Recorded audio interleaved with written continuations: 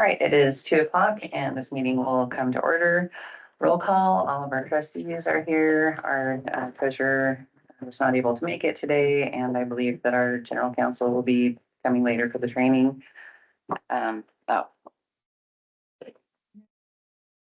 So we'll have the Pledge of Allegiance over here.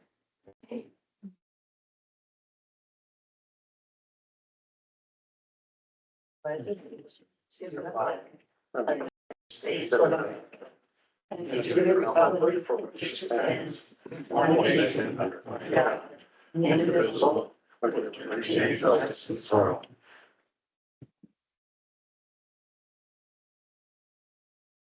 Right. Next, we will have public comment. Speakers state your name and community and speak for no more than 3 minutes. Persons addressing the board are expected to observe a level of civility and decorum appropriate for a public meeting. No personal attacks or disruptions from audience members will be tolerated. All right, so first we have Jeff Lewis. It's going to be a little awkward. Welcome to our new director. Thank you. Jeff Lewis, Post Falls. I want to repeat a few comments from last month's meeting for you guys. Director Walters, first of all, I'll dispel the myth that there is something absurd or out of the ordinary in having a room in the library that houses books that you have to ask to enter, because libraries have done that for centuries. Usually we call it special collections. Usually it's positive. It's not absurd. It has been done. Trustee Campbell, last month. There does need to be a separate entity for obscene material out of minors' reach, especially those who have access to the whole library to pick out something like a cookbook. This would protect the library from any litigation or court action because the library did not take care of it from a parent or minor's point of view. In the 90s, Blockbuster had a clearly marked area for sexually explicit movies that were individually labeled and separated from the other movies, even as children and families had access to the entire story. The music industry addressed this issue by labeling inappropriate CDs with parental advisory explicit content in their stores, where everyone still had access to browse the rest of the collection in the stores. The movie industry also has a rating system in place to address this issue without limiting a minor's access inside of a movie theater to other movies. The library could purchase a roll of these parental guidance stickers, put the books in a clearly marked bookcase where parents can clearly see that the book has sexually inappropriate content, and it would also be flagged by the staff at checkout. As Trustee Campbell noted, this would ensure that the library took reasonable steps for the law to alert parents and the children of the material and protect the CLN from any litigious lawsuits. Thank you to the board for your resolve in this issue. You're on the right track. Keep up the good work. You're close. I hope the board will address these public my comments at the meeting next month when you have time to respond. Thank you. I'd like to give this to pass around to the trustees so they can look at the label. Thank you. Thank you. Now we have Teresa Burkett.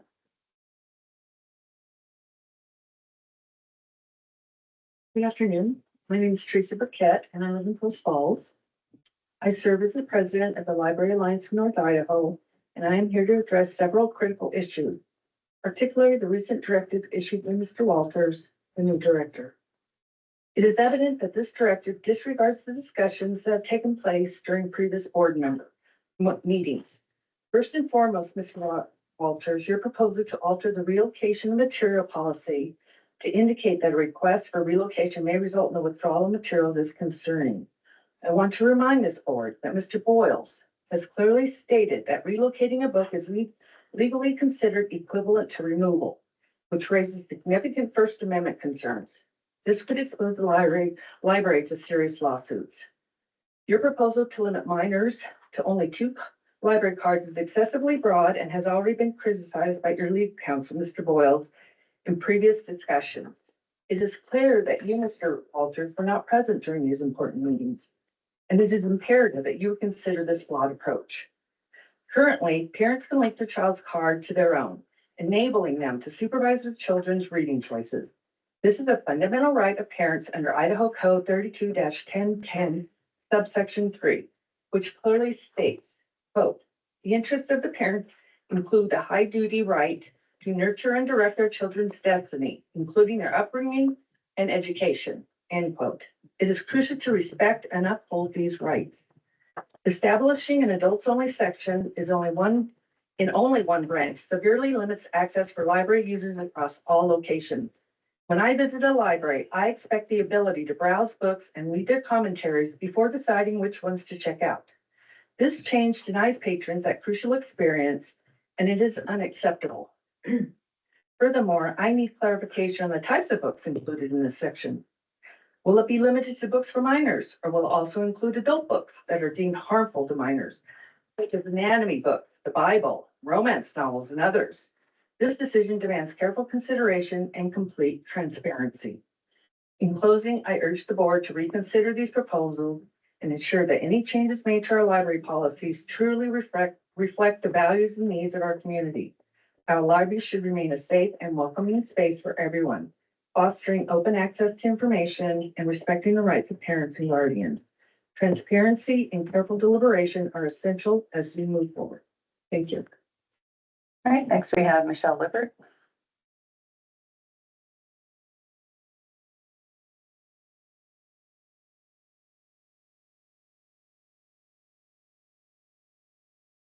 Good afternoon. I'm Michelle Lippert, Post Falls. With the new directive, all minors will receive the same card and have identical access to the library, regardless of their age, maturity, or parental desires. This assumption about children is counter to legal, medical, and cultural norms. Within the U.S., different states have different laws regarding child labor, marriage, driving, etc. A 15-year-old in Idaho can possess a driver's license. In Washington, they have to wait until they're 16. Schools design different programs for children of different ages. A 5-year-old attends kindergarten, while a 17-year-old attends high school. The law treats children differently. There are juvenile detention facilities for younger minors, as opposed to adult prison for 17-year-olds charged with serious offenses. In healthcare, a 14-year-old may have limited rights to consent to medical procedures, while younger children generally do not. A high school child trick-or-treating is treated differently than an adorable 4-year-old dressed as Elsa from Frozen.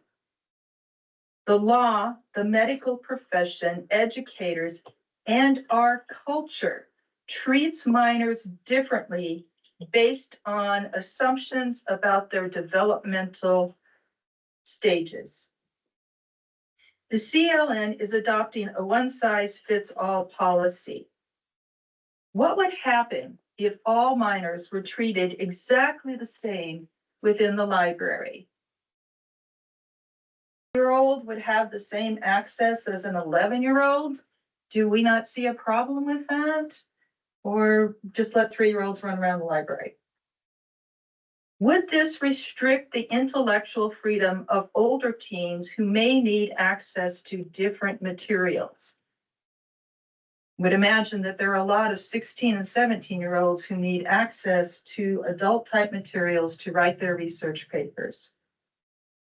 The current minor card policy is a balanced approach.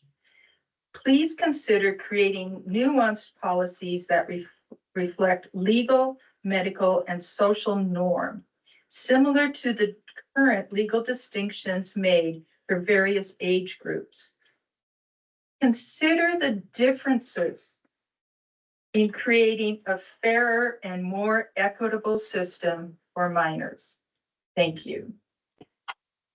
All right, next we have Pat Williams. I'm Pat Williams, I'm from Pinehurst. I haven't been to a board meeting or know what your policies are. I'm here because I'm disturbed about the fact that books are being banned. Harper Lee, John Steinbeck, Dr. Seuss. I read these as kids. I read them to my kids. And if you take these out of the library or put them apart where kids can't read them, what are we losing? They're saying they don't like the language. They were written in the language of the time. We cannot erase our history.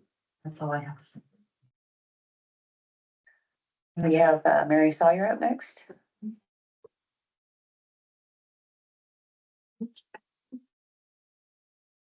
I'm Mary Sawyer and I'm from Salterville, so I'm local. My biggest issue right now is with the hours being cut. I know a lot of people that work, and with the hours cut the way they are, they have a difficult time getting here to the library. A lot of them do not have computers. But the computers here are necessary for some of them that are going to school, or job searching. Also, as a child, the library was my, I guess I'll call it my safe place. I spent a lot of time at the library because it was a safe place for me to go. And I don't feel like with the hours, especially at 3 o'clock closing during the week, I don't feel that a lot of kids will have access. I would bring my granddaughter down here all the time after 3 o'clock. She goes to school over there. I would just have her walk over here, meet me in the library, and then we would check out books and stuff. And but the hours, we're not gonna be able to do that anymore. So, and I do have an issue with banned books too. I just think that they should be open to all, and I just feel it is a parent's discretion whether their child can read that book or not. My children, when they brought a book home from the library, I looked at the book and it was at my discretion whether I would let them read it or not. I don't feel like it is a board. I don't feel like it's any other individual. Me as a parent, it is my job to raise my child and decide what they can read or not. That's what I have to say. Thank you. That concludes our public comment. Actually, we drove over from Hayden and we didn't have time to sign up and we Okay. weren't allowed to. So if Okay, there's yeah, we still have time. for public comment, I would love to. Okay. Hi, I'm Tamara Carmelis. I am a resident of Hayden. Hayden is my home branch. I read page 70 through 76 of this board packet, and I'm very concerned with this directive. I have a 16-year-old and a 14-year-old. My 16-year-old is currently taking all dual enrolled classes. She is enrolled at NIC, U of I, through CHS. I, as a parent, believe that it is my right to make decisions on what my child reads. She's 16, she drives, she's in college classes. I am perfectly okay with her reading content that might have sex in it, that might have drug use. I would rather her learn about issues through library books and being able to make decisions for herself than be totally in the dark about it. I am not saying that I want to make choices for what other people's children read. If they want to restrict access for their kids, we already have that option. They can get the minor card for their child. I don't want my child to have a minor card and be restricted on what she can access in the public library. I'm very concerned about taking books out of all these library branches and moving them to only one certain library. So my sister that lives in Harrison would have to drive to Post Falls to get a book that she wants, and she's an adult, you know. These are ridiculous. I am born and raised in Idaho. People label me as a liberal because I show up to these meetings when I'm concerned about what is going on. My family were completely independent growing up. You know, in Idaho, we value our independence. We value our personal, to be able to make personal choices for ourselves, our individual rights. We value limited government. We don't want, I certainly, speaking for myself, I don't want this board making decisions for what my child can read from the library, from the public library. And it is already happening in school libraries. I work for the Coeur d'Alene School District. I am a reading paraprofessional. I help kids that need extra help with reading. We already have had to sign papers saying that we don't have this big giant list of 50 books in our classroom libraries. Now, I work at an elementary level, so I didn't have any of those books, but certainly I would want my high school child to have access. They included authors such as Toni Morrison, Judy Blume, you know, somehow these other parents have decided these books are a problem, and so they're not being allowed in the public high school. This should not be happening in the public library. Thank you. Thank you. Was there someone else who wanted to speak? Okay, go ahead. Excuse me, tight quarters. Hello, hello. Get myself gathered here real quick. So hello. Hi, my name is Megan Dardis-Coons. I am a resident of Coeur d'Alene, Idaho, and I primarily use the Hayden Library within the CLN. I wasn't able to prepare any comment, but I just had a handful of questions as my notes. I think I might just share my questions around the directive. In a couple of the first paragraphs, there were statements that were pretty declarative, but there's no sources related to those declarations. I'm a university professor. If I was reading this, I would want to know, is this an opinion piece? Is this a research article? Because these are pretty declarative. Around the collection development, it talks about not using just circulation statistics. Does that mean removal of popular items that are used a lot just because it's just determined that we don't want them anymore? Because that's could be the potential there. And then keeping unpopular items, even though they're unpopular, they're taking up space, but keeping those just because we're not using the circulations statistics, excuse me. On page 2 of the directive, it mentions ideological warfare. I was just wondering what you mean by this, what the author means of this, because I don't know who the author actually is. It's not noted. If anyone at this table wants to take ownership, that would be cool. Maybe it'll be talked about later. So examples of ideological warfare against children would be interesting to know about. Sorry, Mom. And I made notes also on, I was wondering if there could be more discussion around what it means by patrons and parents or legal guardians of minors rediscovering their own responsibilities, maybe a little guidance on what those rediscoveries around responsibilities would be, because I don't know what that means. Talking about the request for relocation of material harmful to minors, wondering, it says that you might withdraw even if it's requested to remove. Why would you do that? Why would you take that liberty just to withdraw when somebody says, I'd like it moved? Okay, now I want to talk about the library cards for minor policy. Have any of you worked where these type of cards are in place? Don't have to answer. That'd be good to know. Do any any libraries in Idaho have these type of policies? I did some looking around our local Honors Ferry, Sandpoint, and then Treasure Valley. Doesn't look like they have those policies. I'm just going to wrap it up by talking about the dual credit students in our state. We have students that are 17 years old, graduate from high school with an associate's degree. Like, they're going to graduate college at age 20. If we implement a policy like this, it means that those students would only be able to access adult collection materials for 2 years prior to graduating college. Like, just think about it in theory. It kind of doesn't really make sense. So thank you. Thank you for wrapping it up. All right, so, okay, go ahead. Can you guys hear me okay? Are you just standing here? Okay. My name is Dallas Shea Logan. I live in Osborne, about 10 minutes away from here. This is an email that I sent out Monday, August 5th. I didn't really receive any response from it, so I just thought I'd take this opportunity to read it out loud and hopefully at some point get some more feedback. To the CLN board, I would like to first say that I understand the current crisis with staffing constraints, new policies, and impending fiscal year, and abundant changes throughout the district, as well as the urgency of these matters. I am reaching out as both a patron and staff member to request a reconsideration of the proposed schedule changes for the Pinehurst Library.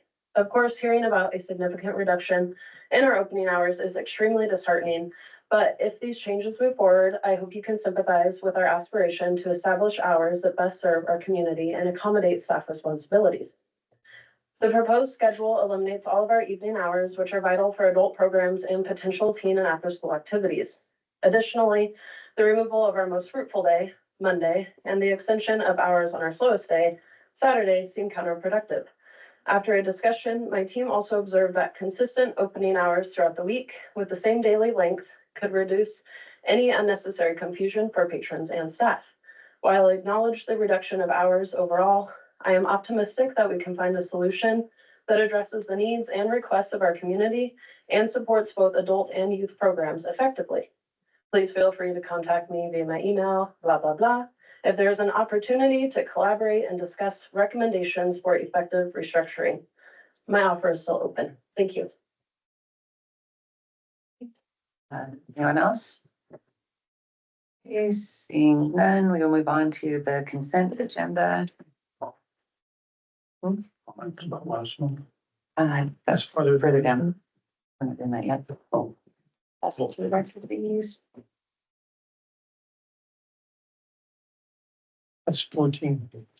Sam, that's 14.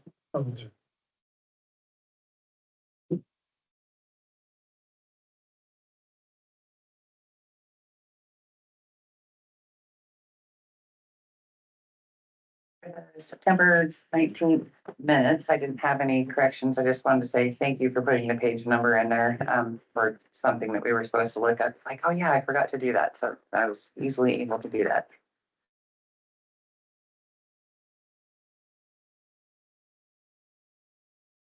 Page number, what were you saying? Oh, just on page 3 of the minutes under number 16, trustee training.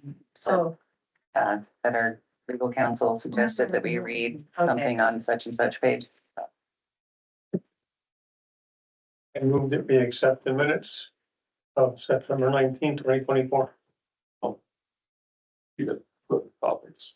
Can't do that. Well, you can make the motion. But we We're doing- continue, What we do you want to do? continue to discuss it. I thought we were doing the whole consent agenda. Is that part of it? I don't know. We are, do you want to wait to make your Yeah. motion I until, wait for my motion. okay, thank you. All right, comments on CIN? See, CIN meeting minutes or CIN financial statements, or any other comments on the minutes of the regular meeting, September 19th? I move that we accept the consent agenda. We still have one more to go. Okay, well, I guess that encompass more. All right, it has been moved to accept the consent agenda. Is there any further discussion? Okay, trustee Claus? I was on CIN, guess I'm looking for an explanation why year-to-date budget or year-to-date actuals revenues are almost twice as high as what the budget was, and why the expenses are 285,000 versus 167. We're at the end of the year with this statement. It ends. This is the completion of the year. Can the director or someone explain how? So they were so far off with their budget. Well, I think if you don't. Business manager? I was gonna answer. Oh, okay, I'm sorry. Go ahead. So they budget on line, 17, I'm sorry, line 18. They budget a small amount of $10,000. And so the actual end of year budget is reflective of all of the contributions that are received for ebooks throughout the year. And so that is why there is such a difference between the year-to-date actual and the budget, because all of the libraries contributed 120,000, not just $10,000 for ebooks. Does that answer your question? So the, I guess you're contending the difference is 120,000. I see that now. It's approximate because they also like, it's all about the ebooks. So like they budget small and then it ends up that all of the contributions are much larger than what the budget was. Trustee Hanley, do you have a comment? No. Oh, No, okay, I no. thought you did. No, I knew that was what, Yeah. that's what threw it off. Okay, Trustee Boss? Have they already set their budget for next year? I assume. So we won't see that until next meeting. I just wonder if it's going to be higher. It won't, they just do that same amount. It shouldn't be higher, I don't think.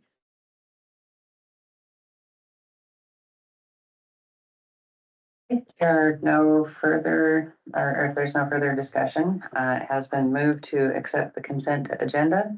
All those in favor, say aye. Right. Aye. Okay, it is unanimous and the consent agenda is accepted.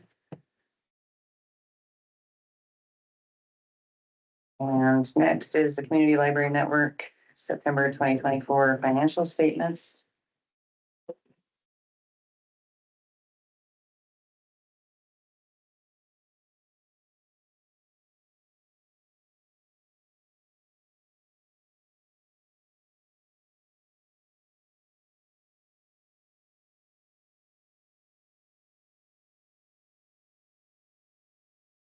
Trustee Fox? This is the actual for the ending of the year now, September into September. But I'm still wondering if somewhere in here or whether it got resolved, the insurance payments from iCrimp. Sometimes they appeared and sometimes they didn't, but is there any confusion there? Or it looks to me like most of the iCrimp payments aren't going into our income statement, even though we receive it as income. It's kind of off to the side. I think, correctly, it should be counted as income because we received it and it should be accounted for someplace, but. Director? Yeah, so I mean, these other two documents that came to the table packet about the insurance are just two ways of showing some of the item information. I think the previous practice was to put the item, assign the GL code that it was going to be paying for. So that's why it doesn't show up in the income side, the revenue side.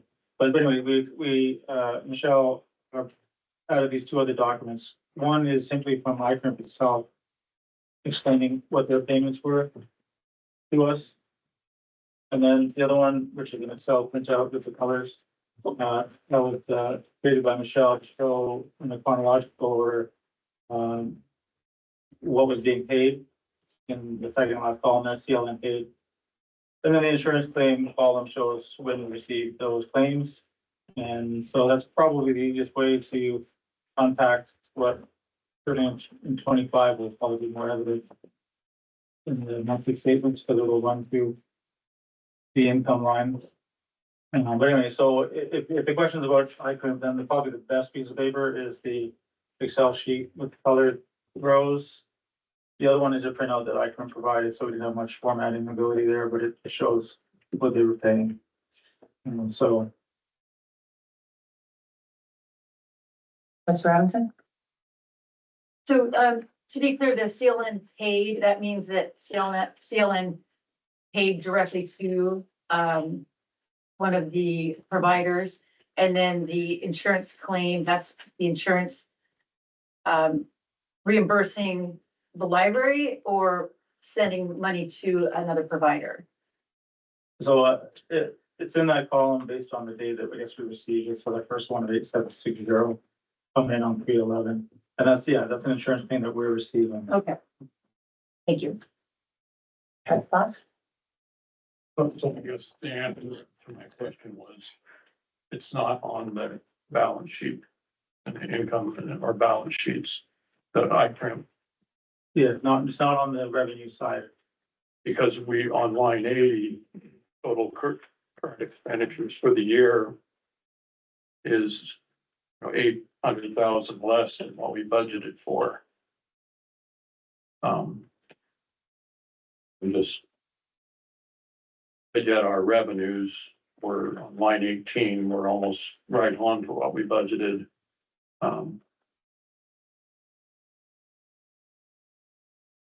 Haven't gone through all the lines, but sometimes I saw I crimp stuff in here and I'm just wondering if that's confusing the 800,000 difference somehow. Business manager? Yes, Mr. Claus is correct. The practice for fiscal year 24 was not putting it in the income line. It was putting it in the individual general ledger lines, which unfortunately does obscure and skew the budget report. It's not unethical, it's not illegal, it is just an accounting practice that was chosen. But the other accounting practice is to put it in income, which is the intention to do going forward for fiscal year 25. As you read the narrative, you will see that I have been doing a deep dive into each of the general ledgers, and you'll be able to read those details. It's about halfway finished, so I'm doing a complete audit on this. Anna? Is it expected that all damage from January 2024 will be covered? I mean, we have adequate coverage pretty much to cover all issues regarding damages then? Yes. Yeah. Okay. Trustee Robinson? If the business manager could explain what she means by the narrative, I'm not sure if you mean this. And if so, which, just all of it, or is there a specific number that you're talking about? Oh, go ahead, business manager. I called it a narrative, but it's the financial statement analysis. So for example, if you look at line 28 or 27, actually, it's 27, children's programs. Children's programming ended fiscal year 24 under budget, primarily due to a deposit of $19,142.08 in this line item from IPREM on 7/16/24 for replacement items in the Post Falls Library children's area, which has not yet been fully spent. The actual year-to-date expenditure was $28,361.28, which was $1,638.72 under the $30,000 budget. This will be reviewed during the audit in January 2025 for fiscal year 24 to ensure correct input and make any necessary adjustments.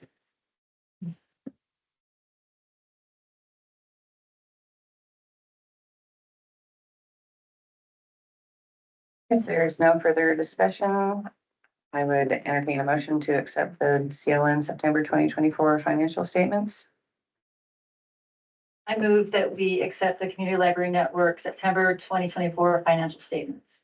Has been moved to accept the Community Library Network September 2024 financial statements. There's no further discussion. All those in favor say aye. Right. It is unanimous, and the Community Library Network September 2024 financial statements are accepted.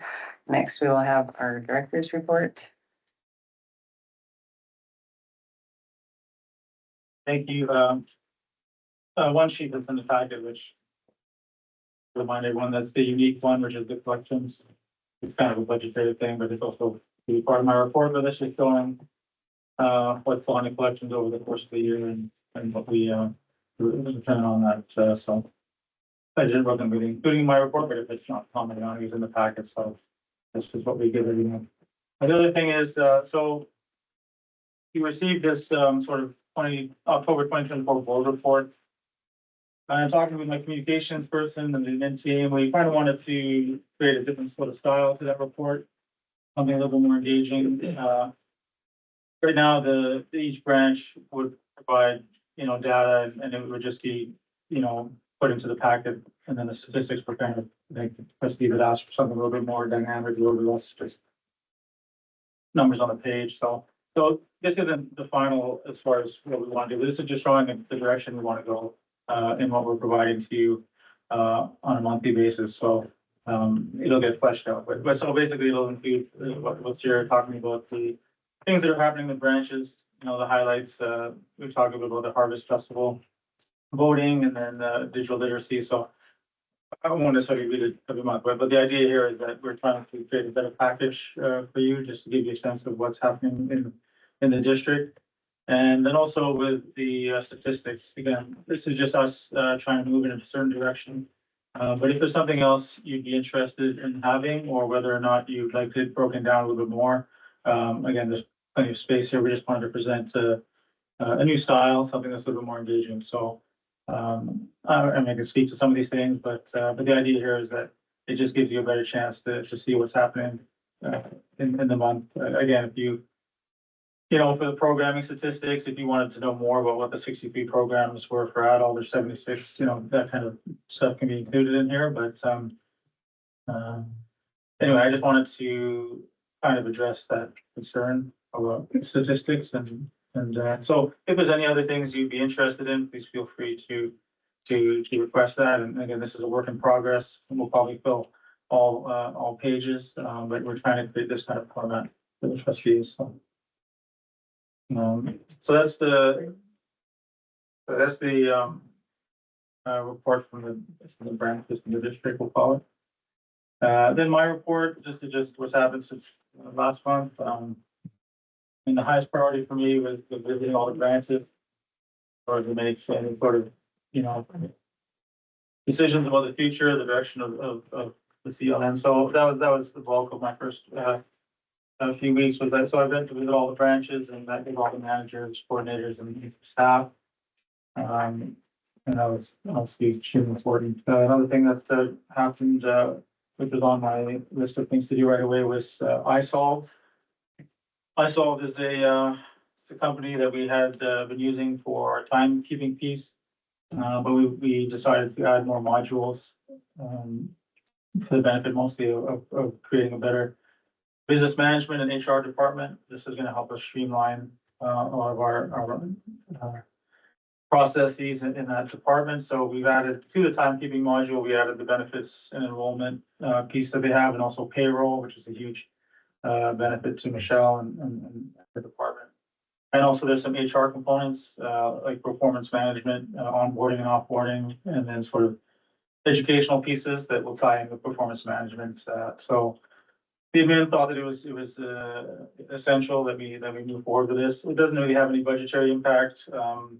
The timekeeping piece was already there, and we've added the other modules. It'll be kind of split between the software and the professional services lines. So it doesn't really have an impact. The money was there for that. So that happened. Administrative assistant, obviously the domino effect. We're happy to have Michelle as the business manager. That moved her out of the administrative assistant position. So we did hire internally, the admin team hired Janae Friesen.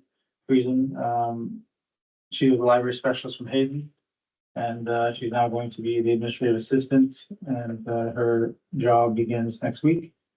And that'll, of course, help implementing iSolve and help Michelle with all the work behind the scenes with getting our budget, certainly presenting it to you more transparently and timely.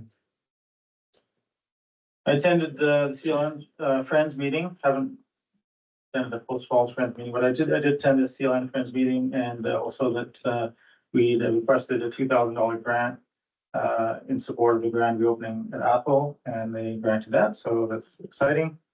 And then we move to the next point, which is the Athol and Post Falls reopening.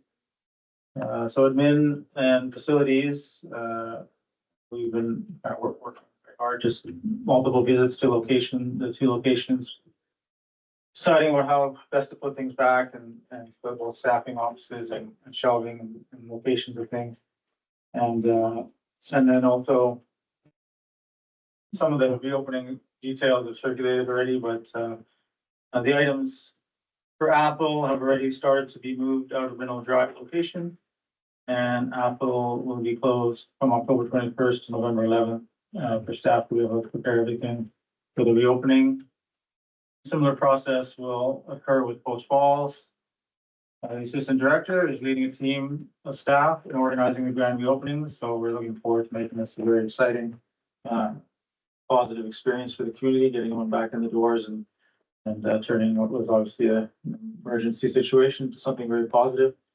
And then finally, Harrison updates. Unfortunately, there isn't really too much update on site. Right now, the contract documents are under review by the legal counsel. And that is it for my report. Ms. Robinson? Having to do with the last subject on Harrison, isn't there a kind of a time crunch weather-wise when this needs to get started? Yeah, there is. I guess the issue is again, Mabel might know more about it than I, but our facilities manager, Randy, was working with the architect, and there was just some concerns with the contractor's documents, some of the things they had in there, which we didn't want to proceed with, I guess. So it's gone to legal counsel to review that. So that's kind of what the holdup is. It hopefully won't have an impact on sort of the numbers, and moving forward, it'll have an impact probably on starting dates and stuff, but not necessarily on the what we have approved as far as the numbers are concerned. Okay. Trustee Boss?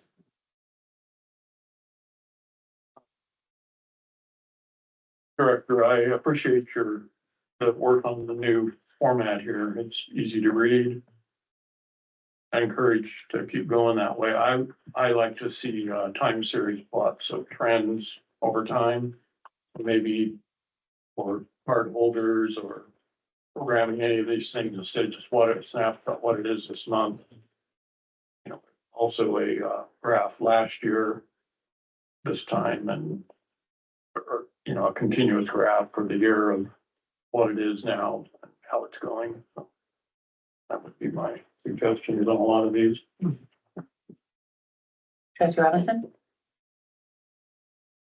I'm certainly not trying to sound any way, shape, or form like I'm saying we already have that, but we kind of already do have that in the statistics, or what's that?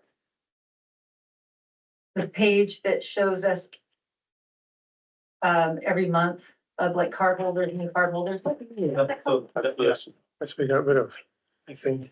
Oh, we don't even have that anymore? it's not that we don't have it, it's that as we develop this, any kind of information that you do want can be put back Okay. in there. We were just trying to get away from the black on white text of basically just a bunch of numbers on lines. But anything that was there, which was of value, you know, and we will just migrate into this, so. Okay.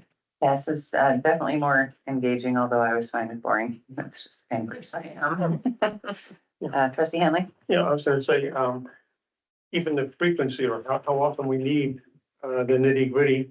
I mean, I like graphs. It's hard to dissect a table with numbers all the way across the old sheet there and compare one with the other. So I think the important parts, a graph is a visual, easier to see how 1 year or 1 month compare to another. And it's possible that we may not need a detail every month, but maybe quarterly or annually. I don't know. I'm open ideas on it, but this is certainly a nice, big, glossy comic book version, which is nice and easy to see. So I like to see it's evolving. No complaints. Trustee Potts? And then back on the unique sheet, remember that. Maybe you can remind me again, but I'm not sure. Cost recovery, what the 14-1. material is and asset only. This is money coming in, who pays it and Yeah, what is it? so this is the collections organization, and you get the material back, they're setting a value on the person return, so they get the letter, they pay it as cash. If they find the item in their house and they return it, that's material. And then waves would be where for whatever reason, it was waived at the ILS level, like we're waiving it at the desk or whatever. So the assets only is cash and the material, but not the waves. Because that wouldn't, yeah, so that asset, the bolded asset only column is the cash and materials, but not the waves. And they're just, and so on the very last column, invoice amount, I think we're paying shopping cart. I think it's either $15, yeah, $15 per patron. That's the fee for doing the collection, the letter. And then there's 50 in September. I think that's sort of the monthly payment for the service. Yeah. Yeah, so in September, we didn't send, so the very bottom row, we didn't send anyone to collections, and that $50 is basically the price for that service, so that's why that was on. So it'd be basically 50 off of the other months, I suppose, unless Michelle corrects me, a monthly. If we send people to collections, then we don't have to pay that 50 fee. Okay. If we don't send anyone to collections, we have to pay a minimum of $50. And due to not having an administrative assistant, we were not able to send people to collections in September. So I think if you take the total in that invoice amount column and you divide it by $14, that would give you the number of patrons that received the collections notice. So that's what the invoice amount refers to. So I mean, you can see collections triggers a lot of return of materials, which is good. And then cash is the other option. Trustee Allen? Just one follow-up question. I wasn't sure I got the dates on these. What was the estimated date for the opening of the two closed facilities, Athol and Post Falls? I missed that. I didn't have it, or I don't know if it was provided really.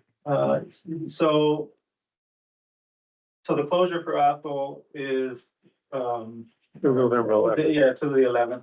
I think the grand opening is tentatively. Yeah, the 12th. Yeah, the 12th. It's gonna be the 12th of November. That's pretty firm, but again, we're still working on some of those details. Post Falls, because it's further out, it's probably a little more tentative. It's the 9th of December. Thank you. For the grand opening.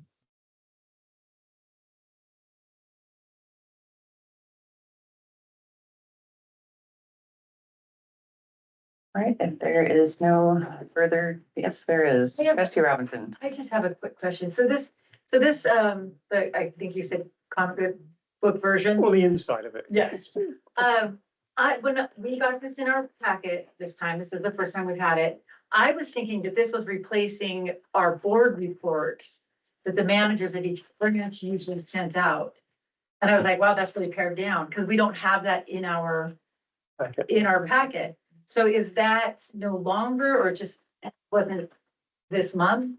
Yeah, so that's correct. The idea here is that, if I understand correctly, there was a time when we received a great deal of data from the branches and it was just sent either, again, I wasn't there, so I can't, but it was sent to, and then I think admin said, well, let's pare that down, and we kind of limited them to 1 or 2 pages. Okay.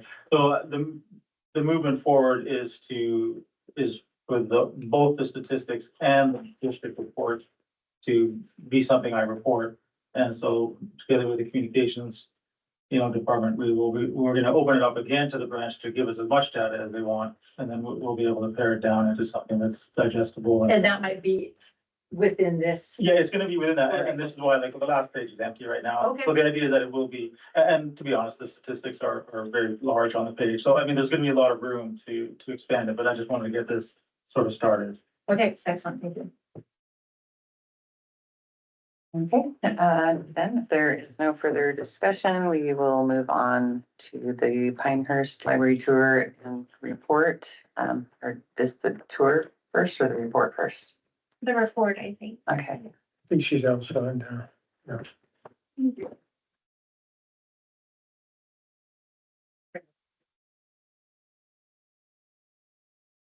And keep all the way to that corner so you guys can see my little presentation.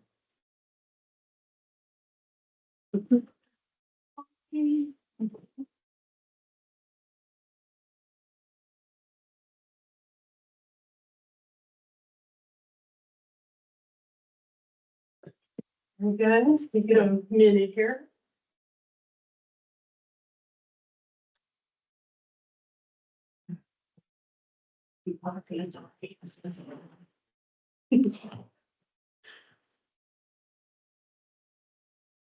There we go. All right. So welcome back to Pinehurst, y'all. Yeah. Well, 2024. So today I'm going to talk a little bit about the communities we serve and maybe a couple we don't, and some stats we're proud of, the history of the library. So if this isn't your first rodeo, you can tune me out. I know I've done it over and over again. And if you're new, yay. I'm going to gossip about the folks that work here a little bit. We're going to talk about some of the programs, and then we're going to end with some changes to the building. So the communities we serve Pinehurst, obviously. So it's home of tall pine, which no longer has a tall pine tree, but it still has great food nonetheless.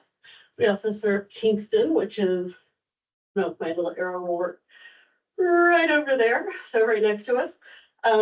Home of Hilltop Restaurant, which has the best place to get an amazing steak. And they also have really great prime rib, just in case you're wondering. We also serve the little community of Enaville, which is here a little ways on the river. Home of the historic snake pit, which is under new ownership. They also have very good food. And then we also serve Cataldo, which is a little bit out this way. You can just barely see it on the edge here.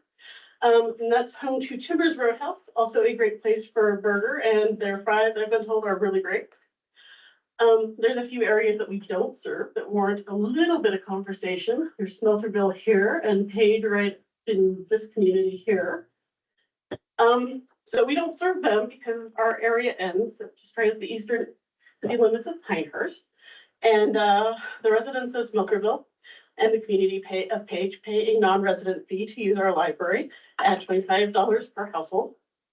And so when they come in, and sometimes they're a little mad about that, we like to tell them they're opting into library service, so they get to choose to pay for library service. So some key stats for this past year that we're kind of proud of is our total circulation, which 92,194.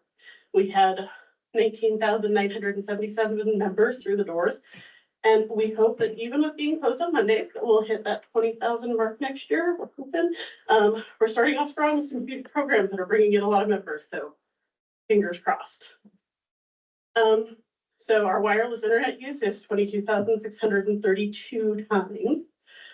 We frequently have folks sitting in their cars using the internet late at night, daytime, all the time. A lot of them are adult college students doing college courses, which is kind of cool. And so when we get new staff, they're like, why are people sitting in their cars out there? It's creepy. And so we have to explain that. So little history. This is the time where those of you who've been through this a few times can tune me out. And for those of you who want a refresher or are new, let's turn back the clock to 1974, a few years before I was born.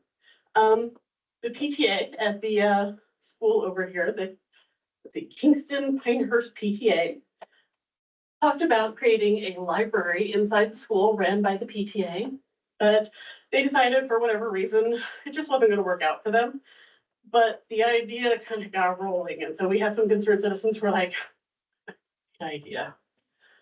So those concerned citizens mapped out borders, which this lovely map here illustrates. This is a lovely thing that we still use behind the circ desk to figure out, are they in our district or are they someplace else? So I'll pass that around so y'all can look at it. They went to the Shoshone County Board of Commissioners and had a hearing, and they created the Pinehurst Free Library District. Pinehurst Kingston Free Library District. I will get yelled at for getting that wrong. So in 1976, the Pinehurst Kingston Library opened its doors, or rather the school's doors. It's in what is now the old cafeteria of the school building. We had to have our own door built so that we had access to the public so that they didn't have to go through the school to get in. They built a shelves, the whole nine. And eventually they did kick us out. So we got our own building. And they've created a new cafeteria, and they turned that old cafeteria back into a library now. So it's come full circle for them, and it's been very good for us too.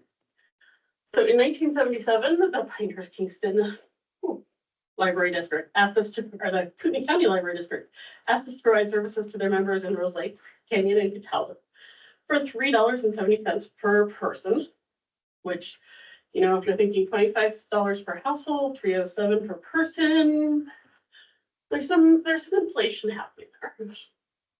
In 1985, we joined the Cooperative Information Network Consortium and stopped charging Kootenai County for serving their residents of Rose Lake, Canyon, and Cataldo. And in 1996, Pinehurst Free Library District consolidated with Kootenai County Libraries, forming Kootenai Shoshone Area Libraries, affectionately referred to by everybody not in the district as CASE. End of the history lesson. Y'all can tune back in. So, a little introduction to the team. I'm Brenda. I'm a supervisor here at Pinehurst. I go by library fairy. Every Halloween I dress up. I do have the whole nine. Then there's Anne. She's the queen of our circulation desk. We also have Kim. We did what is affectionately referred to in the library as poaching. We poached her from Post Falls. Then enter DJ, our main adult programmer, and definitely a main character. I think you've met her today. Last but certainly not least is Jamie, aka the grandma. She's our youth services person, and her grandsons frequently come to our programs, so they call her grandma all the time. The little kids picked up on that, so they all call her grandma. She also has the name tag that says grandma because that's just how they know her. So with our programs, we're going to start off with youth services and Jamie. So I asked Jamie what was her focus this year, and her answer was getting kids reading and into using the library. She's been aiming specifically at using early literacy techniques more than focusing on themes. So having the kids building and using Play-Doh is one of the things that she's been having them do. And I asked, what does Play-Doh have to do with early literacy? Because on its surface, what does Play-Doh have to do with early literacy? And she explained that the kids build, sculpt with it, and use their imaginations. They always have a story to go with it, and so they tell that story and practice their storytelling skills. We learn the elements of storytelling from hearing the books she reads, the songs she sings, and also the storytelling that Jamie does with the planning board. But that is not all. They also are learning their fine motor skills when they're working with that Play-Doh and building their hands up so they can learn to write too. So Jamie has also been making sure to get books in hand by giving out books to the kids so they can keep them and then guide them into checking out books in the library. This month, Jamie introduced a new program, Book Babies, to the library. The goal being to introduce babies to the library space and books to get them comfortable with books and the library as part of their life.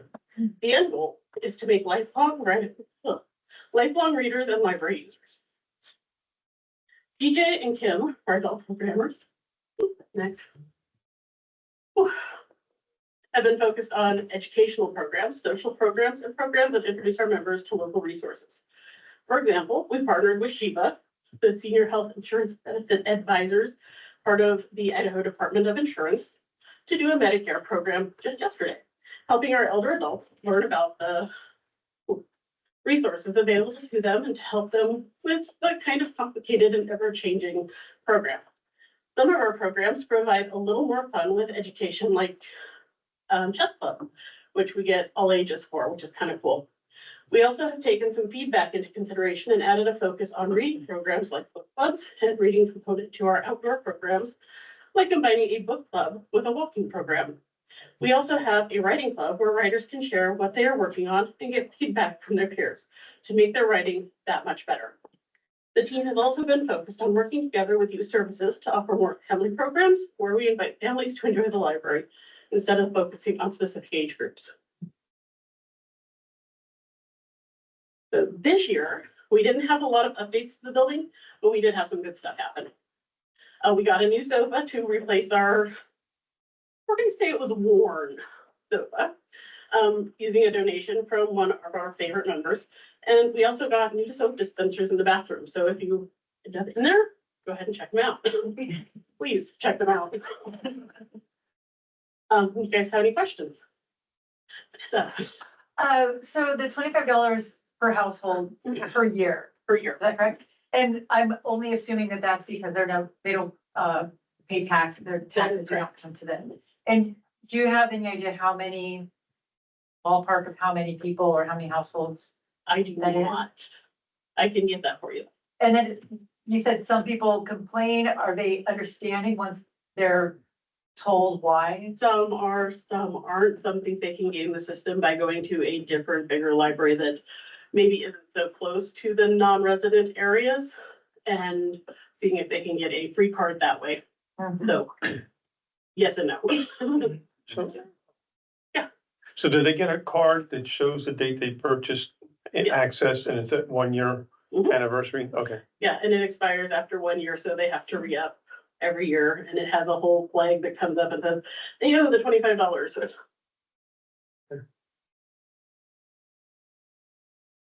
Well, nice job. Thank you very much. Question. Oh, what more? Do you feel, the library's big enough? You got a small building and things are crammed, you know, you got a small collection. Or I'm just curious, you know. what I you would think. love to expand that. I'm sure, but Fabulous. do you have the clientele, the patrons coming in that show that you need to be growing? Um, that would be a good question for Martin, actually. Do I think we need a bigger building? Yes, I'm going to obviously say that I think if we had a bigger building, we could do more programs, we could bring more people in. Whether or not that is supported by what the taxpayers could do, that is a whole different story. But yeah, I think we could actually serve more people with a bigger building. I never walked around the property outside, but is there adequate real estate? And do we own this not the building, but the property as well? We for own the renting? property, we own the building. Okay, There's the side yard over here, before the fence, that is all of ours. So we do have property that we could technically expand to. Okay, So the follow-up, you could serve more people. Is it that you're so crowded, people are saying, oh, I don't want to go there now? Or the parking lot's too full, or what is it So- that makes you think more people would come? when we have story time, we are using the main space instead of this meeting room because it is too small to fit that kind of people. So we have to kind of spread it out all over the library instead of just being kind of condensed into the children's area. So it would be nice to be able to have the story time in the kids area as opposed to all over the building. We had a harvest festival this weekend. We're saying we lost count, to be honest. So our door count was 230 people coming in the door on a Saturday. And they were primarily here for the harvest festival. So we, again, had that outside, inside, in every part of the library. So those programs get kind of monstrous for us. So yeah, we could definitely use more parking and more building to accommodate those bigger programs. One last quick question. What time does this branch close now? Okay, so on Mondays, we close at 6. Tuesday, not Mondays, we're closed on Mondays. Tuesdays and Wednesdays, we close at 6. Thursdays, Fridays, and Saturdays, we close at 3. So, yeah, before school gets out on those 2 days.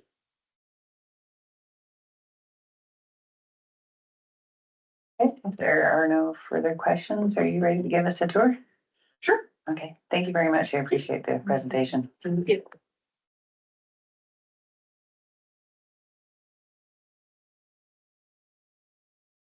So we will take a tour and then we'll have a 10-minute break.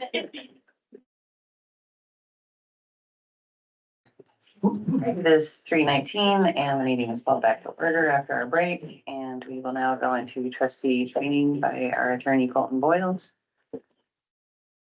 Thank you, Chair. Okay, this is episode 2 of trustee training. And in front of you, you have a 4-page packet and also a Supreme Court case, Van versus Portneuf Medical Center. Today, I wanted to educate the board on provisions of the Idaho Protection of Public Employees Act.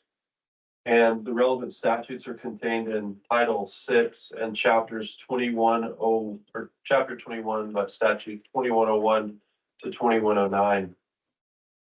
And 2105-4 states that an employee has a cause of action under the Whistleblower Act if they can prevail by establishing by a preponderance of evidence that the employee has suffered an adverse action because the employee or a person acting on the employee's behalf engaged or intended to engage in any activity protected under 6/2104 Idaho Code.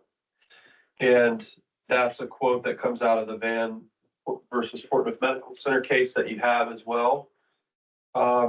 You'll see a chart here listing all the statutes contained in that chapter.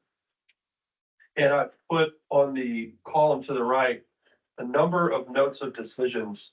And so those are cases that are pretty directly relevant to that statute.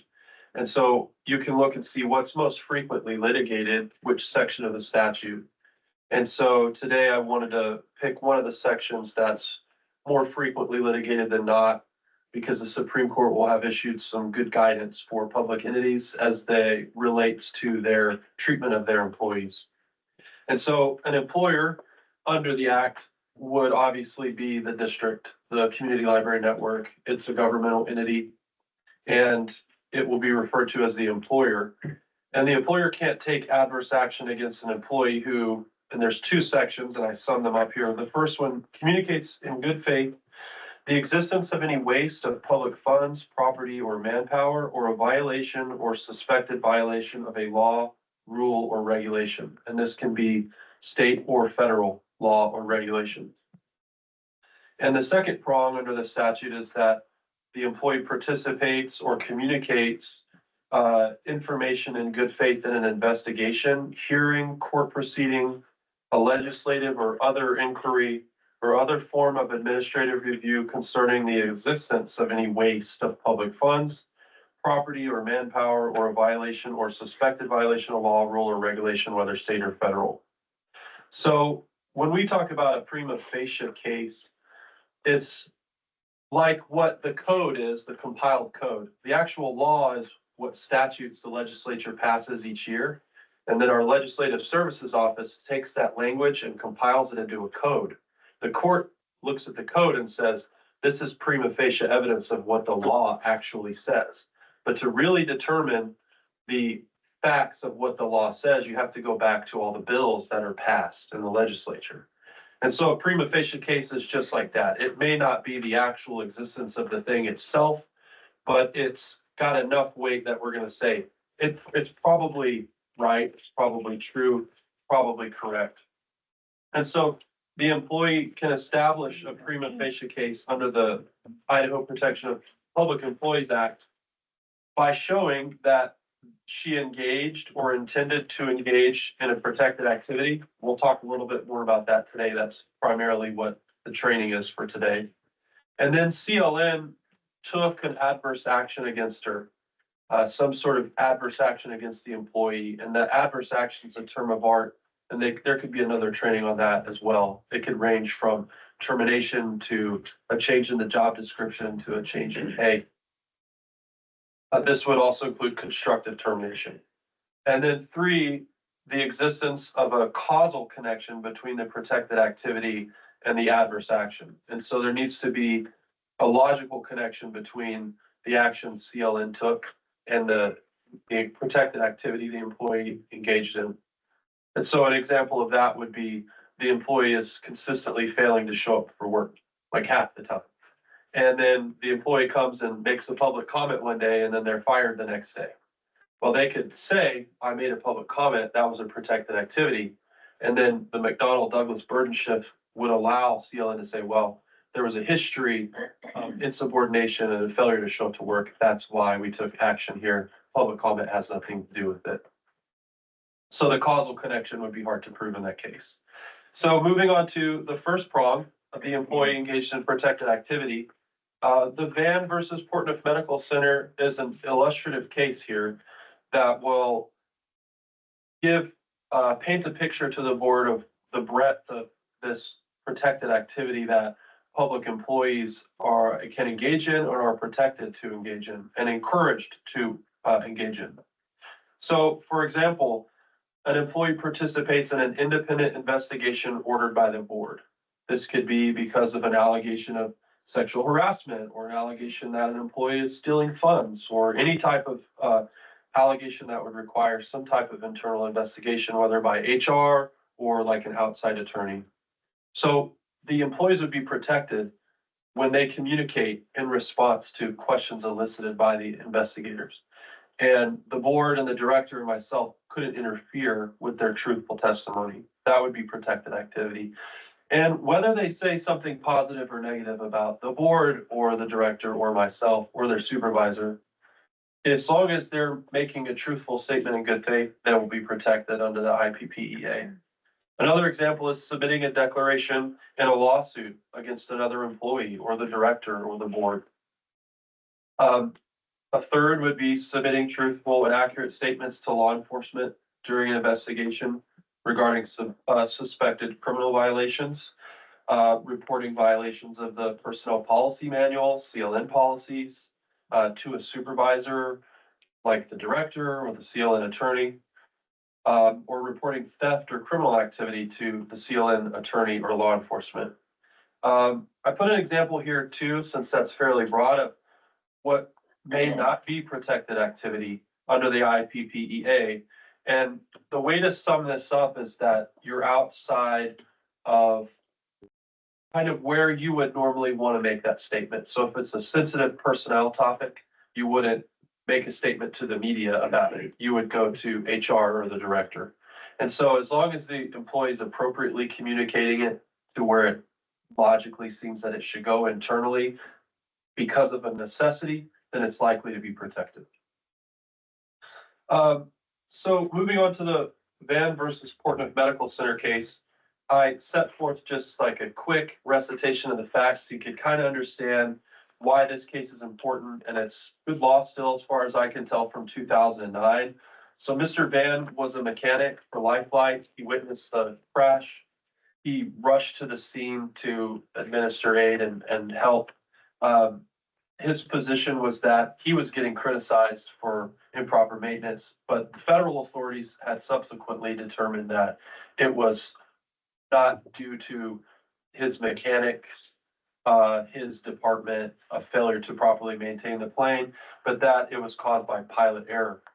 So Van felt he needed to defend himself. He began reporting numerous perceived violations. And so this, this paragraph here on the bottom of page 2 states many of these protected activities at issue in this case perceive violations of state and federal law, which was a defense to the maintenance department's image. He reported his beliefs that the pilots had accumulated too much time on duty, flown the helicopter too low, taken off with ice on the helicopter's rotor blades, and overflown the helicopter by exceeding inspection time intervals. And then while they were negotiating the purchase of a new helicopter, he also was asked to review the proposal, a contract with the vendor, and he essentially tried to blow the whistle that this contract would cause waste as well.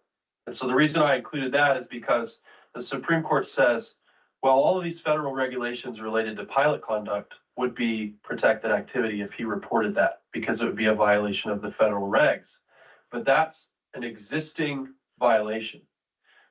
The reporting related to the contract is not protected activity, because then that would open up future potential waste, and it would constrain the district's ability to even engage in contract negotiations. So they held that his reporting related to the contract specifically were not protected activity. That didn't kill his case though, because he still had one claim. Another thing the court found here is that the whistleblower statute and the tort claim statute are separate. It's something we can talk about a different day. But they'll have 180 days to file a whistleblower claim. And so something may have occurred, and it could be 2 years ago, and they engaged in a protected activity. And then that status doesn't get lost due to the passage of time. When the adverse action occurs, then the employee would have 180 days to file a lawsuit. So anytime we see an employee engaging in protected activity, we want to maintain that status unless you've been specifically advised not to. So you'll see that on page 3, under the engaging in protective activity block, the court specifically states that the district court erred because the Whistleblower Act applies regardless of any action or inaction on the employer's part after the protected communication is made. So regardless of if we take action or not, the Whistleblower Act will protect the employee in engaging in a protected activity. And the violations don't have to be confirmed. And any reported violations later cured remove the original communication from the protection of the Whistleblower Act. This interpretation of the law was incorrect and the court erred. So the Supreme Court's pretty solid on once the protected activity occurs, it's gonna maintain that status. And then the last note, we've already covered this briefly, but that we're not concerned primarily with potential future waste. The act is concerned with existing or past waste.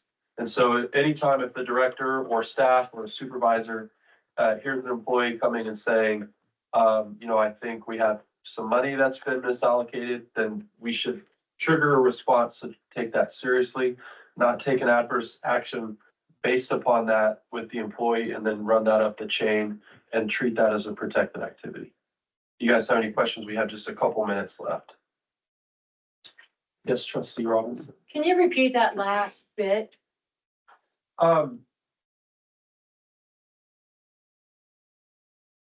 So on the very last page, the court says, although Van insists that the contract involved government waste, his focus was on potential future waste rather than past or present waste.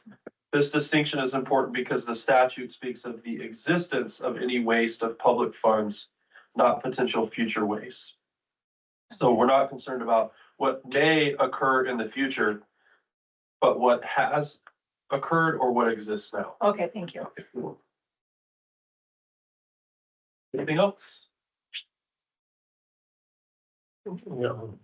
Okay, so that example was to again reiterate what you said at the beginning of someone who there was adverse action against somebody that made a public comment, but it was really the past experience of not showing up for work. So that's what that was all about, correct? Kind of?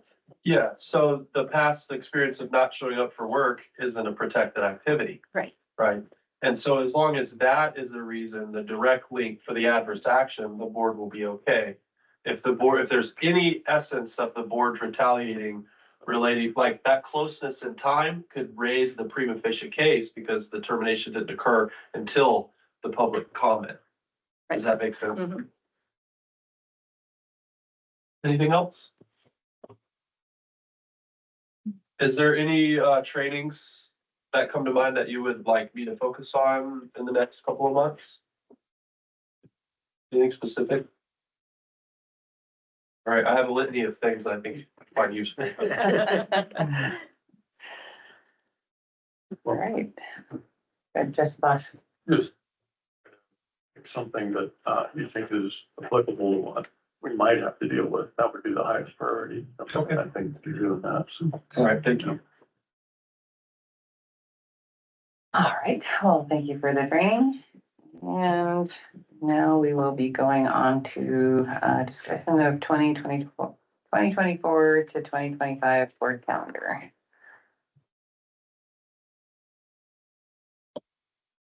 Again, not sure. It's just basically following up on the last meeting where there was some concern about how the other calendar was laid out. And that's some request for getting policies that need to be reviewed as what onto that calendar. So all I'm presenting here is just a revision of that format to show how the months will lay out. And then I just placed the accompanying document is the review schedule for the policies. And I just placed on the 24-25 calendar, the policies kind of, in priority order. So, I mean, for example, in the facilities report falls in February, was falls, and that was when I added the policies for review that were most closely linked with that particular theme of that meeting. But for the most part, it's in the first column there. The second column, we start getting the budget stuff. So there's fewer policies being reviewed on that side. And then obviously this is the 24-25. So there's still October, November, December of 25 that aren't on here. So some of the ones that are slated for 25 on the review schedule aren't on here yet because that'll be the next calendar. But anyway, that's just showing, yeah, the different format for the calendar. Mr. Robinson? I like the format, thank you.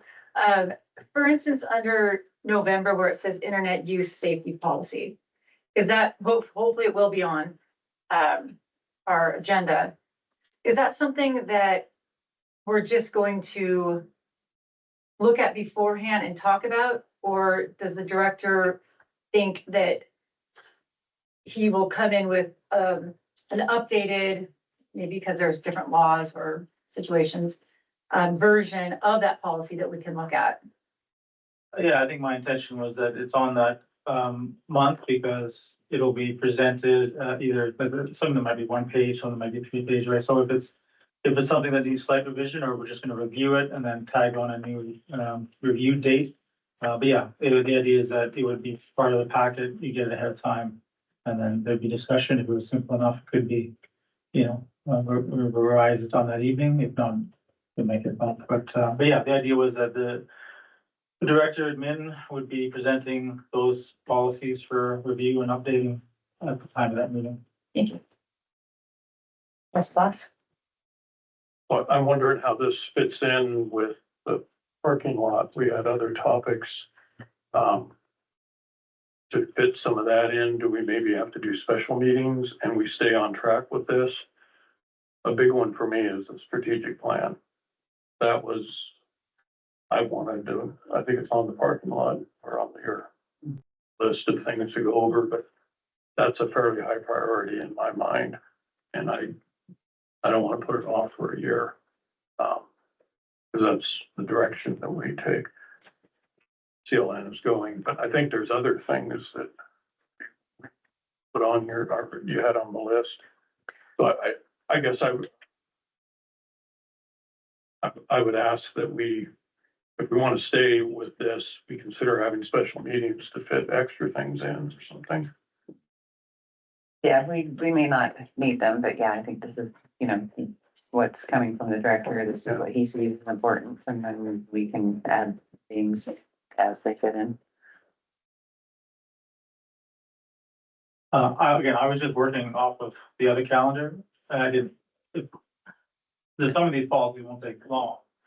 Wasn't meant to be an entire meeting, so if there's other things that I have never seen the other list, so if there's a list of topics that we want to put on there, there's plenty of room physically put on there, and also some of these policies won't take a whole meeting to deal with. So I just didn't have that data. Trustee Robinson? Yeah, I would say the calendar is just to keep us focused on certain things that we know we have to do. Of course, there's going to be other things that come up month to month. This absolutely doesn't reflect what's going to be only these things would be on the agenda. But I think it's important to have these things visualized like this, especially with the policies that haven't been reviewed. You can see that on the second page for a very long time. Trustee Hanley? I think the computer use, one of those needs to be here. Computer use safety policy, one of those was a statutory requirement to be done on a certain frequency. I'm just wondering, are any of the other ones on, and you don't have to answer now, but if there's something that's required by law to be reviewed on a certain frequency, I think we need to make sure we have that high up on the list. And then maybe none of them are besides the one. I think with the computers, I think that's required every 3 years or something. I don't remember. So I think that needs to be taken into consideration. And then regarding the strategic plan, I tend to agree that that's, I don't know where it fits in, but it's priority. It certainly is our pathway to understanding where we're going budget-wise when we get to the next budget cycle, because if we're going to revise that, some capacity, it helps us understand where we want to focus our funds in the next fiscal year. So I think that it's a beast, I think, to deal with a strategic plan, and I don't know how many people will be involved in a thing like that, but I think that needs to be at least entertained. It can certainly help us next budget cycle. Thoughts? So most of these policies, they have are at the tail end, they have when it's supposed to be reviewed next, I think. Or maybe they don't. I don't know if they all do, but I guess what I would like to see is another column. Last approved and then expected revision or review date.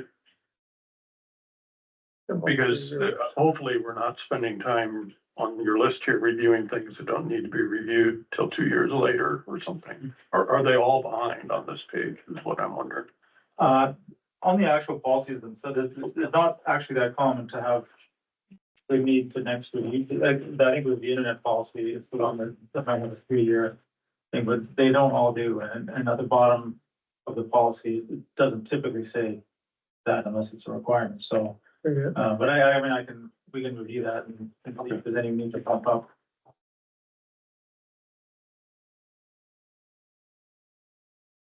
Budget. Did you want us to approve this version of it or because it says action item? You can approve what's on here, doesn't mean we can't add, I mean, the strategic plan is obviously something that has to get plugged in. Something that I would be interested in would be knowing what policies I need to prepare, so that's what I would need to know. Trustee Henley?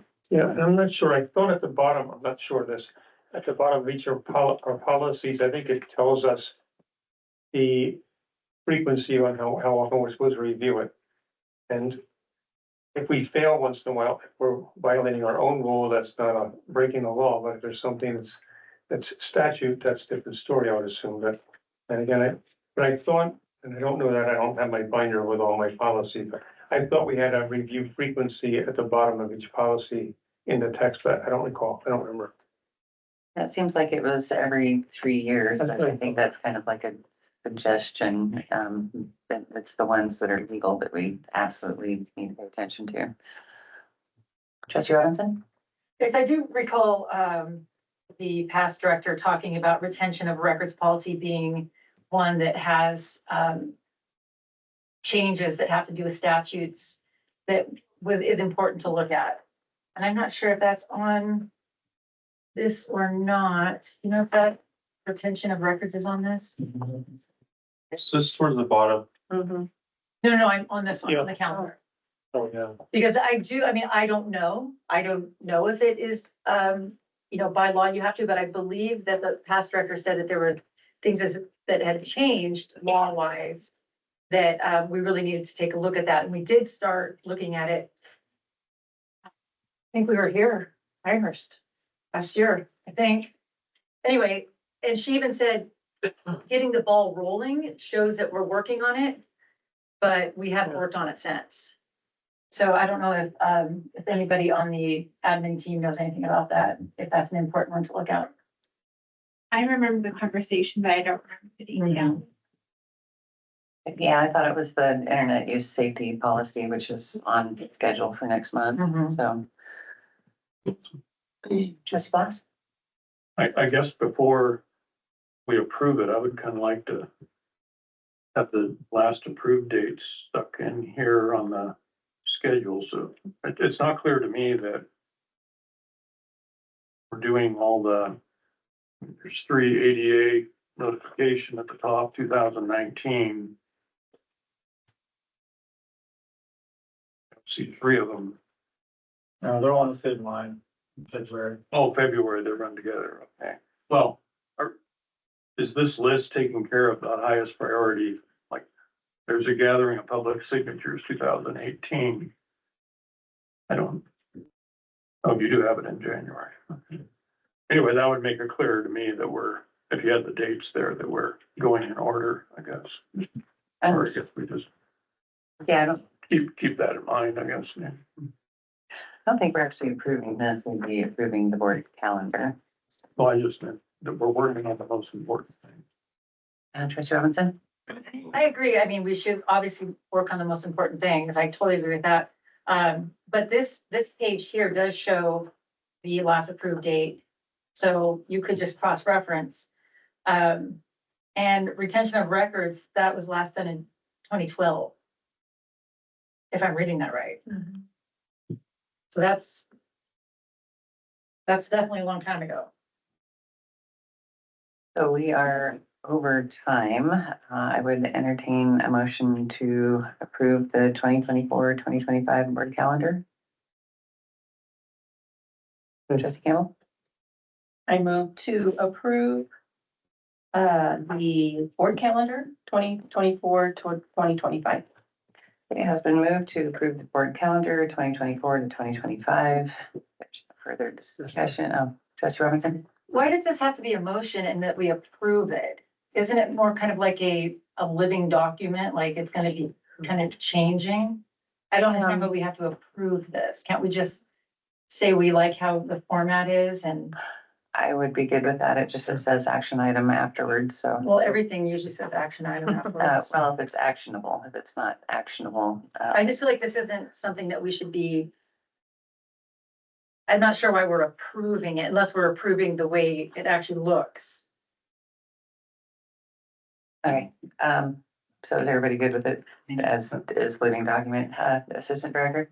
I think, and don't quote me on this, but I believe that part of this is related to the schedule of meetings that happens every year that we then take this data from to create a document that makes us legally compliant with listing all of our meetings for the public.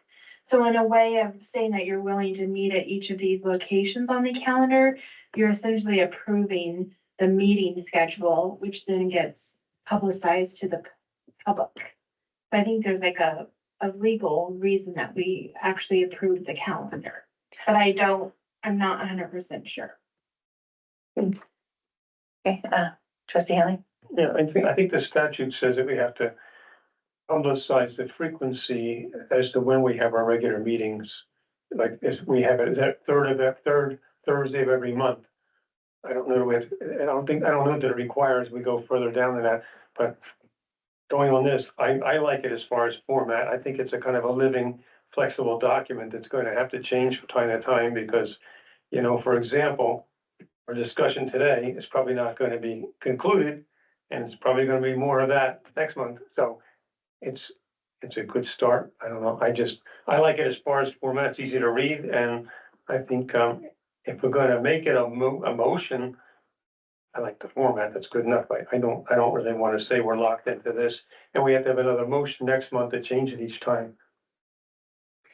So I don't know. I don't know that we need to have it to do any kind of motion personally. I don't know. Trustee Potts? I think at the very least, we should have the date. What's the day? The third Thursday of the month. If we just put the date in there, that would nail that down too. And yeah, if we don't get library card minors and policy done now, before we just had this list that this is the order we would try to do them if we got caught up. So I don't know if we want to start doubling up stuff if we don't get some things done. Frankly, I'd rather see it be a list in this order. This is the way we'll take them. Trustee Hanley? Just on jog my mind there. I think it'd be good to put the draft date on this if it's going to be getting changed from time to time. If it does, maybe we put a date at the bottom. So if we change it, at least we know which edition we're looking at.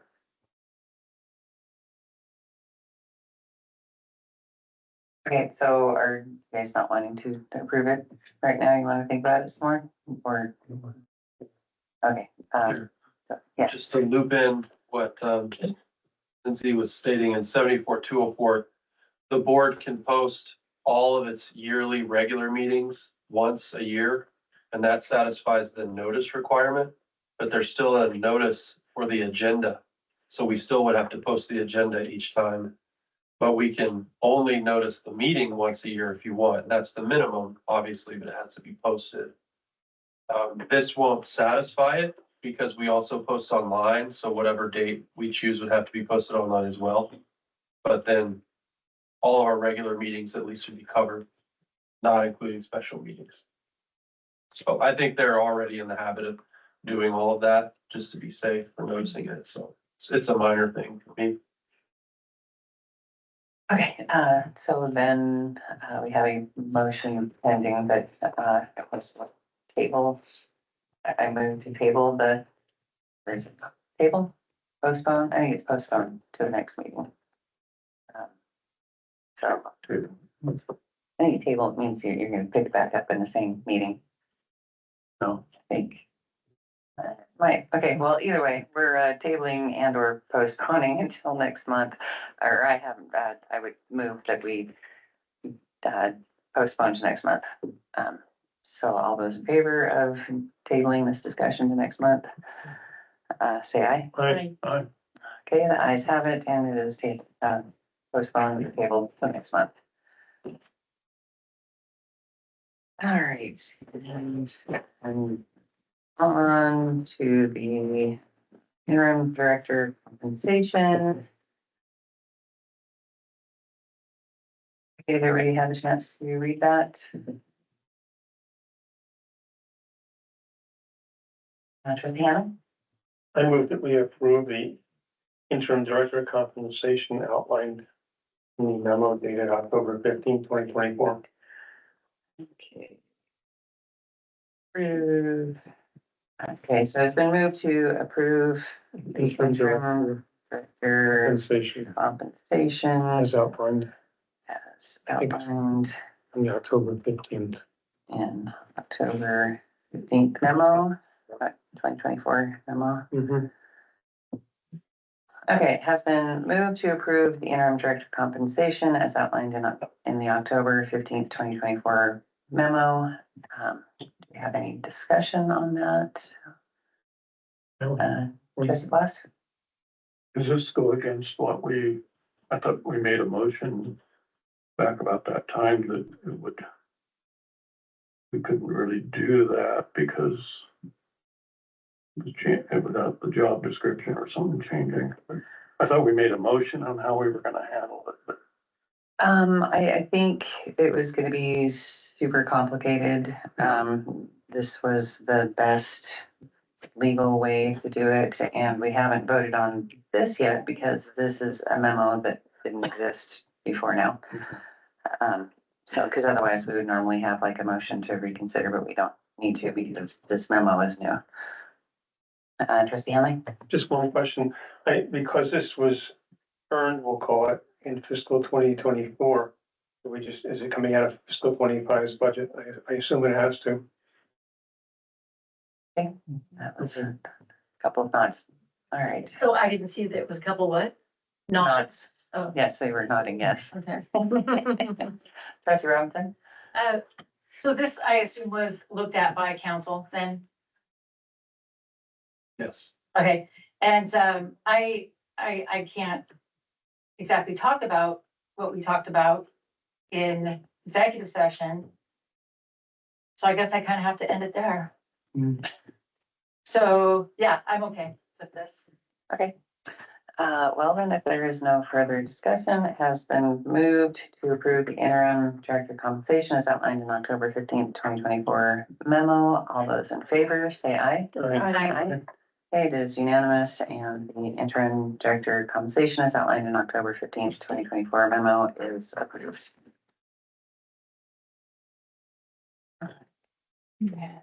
So now we will be going on to library cards for minors and adult access only area. Treasurer Robinson. So does the directive go in with this discussion? Is that part of? Yeah. Okay, I was a little, surprised to see this on the agenda because I could have sworn, last meeting, the director asked to have more time to look at the collection and to put this on a bit of a hold. So am I wrong on that? Oh, I thought it was just till next month, which is now. I mean, I do remember that, but yeah, I didn't think it was meant to go past the month, but, I mean, the directive isn't really meant to, this isn't the result of an assessment of the collection. This is me asking what the trustees want to do moving forward. Right, and I actually didn't mean, I just meant, are these tied together right now? I meant the minor policy and the adult access only policy. I was thinking in my memory that, and I didn't go back and look at the meeting, but that the director had asked to be able to get to know the collection somewhat before we actually worked on these new, or these policies. That's what I was confused with. So I think the directive may be more of a product of this being on the agenda.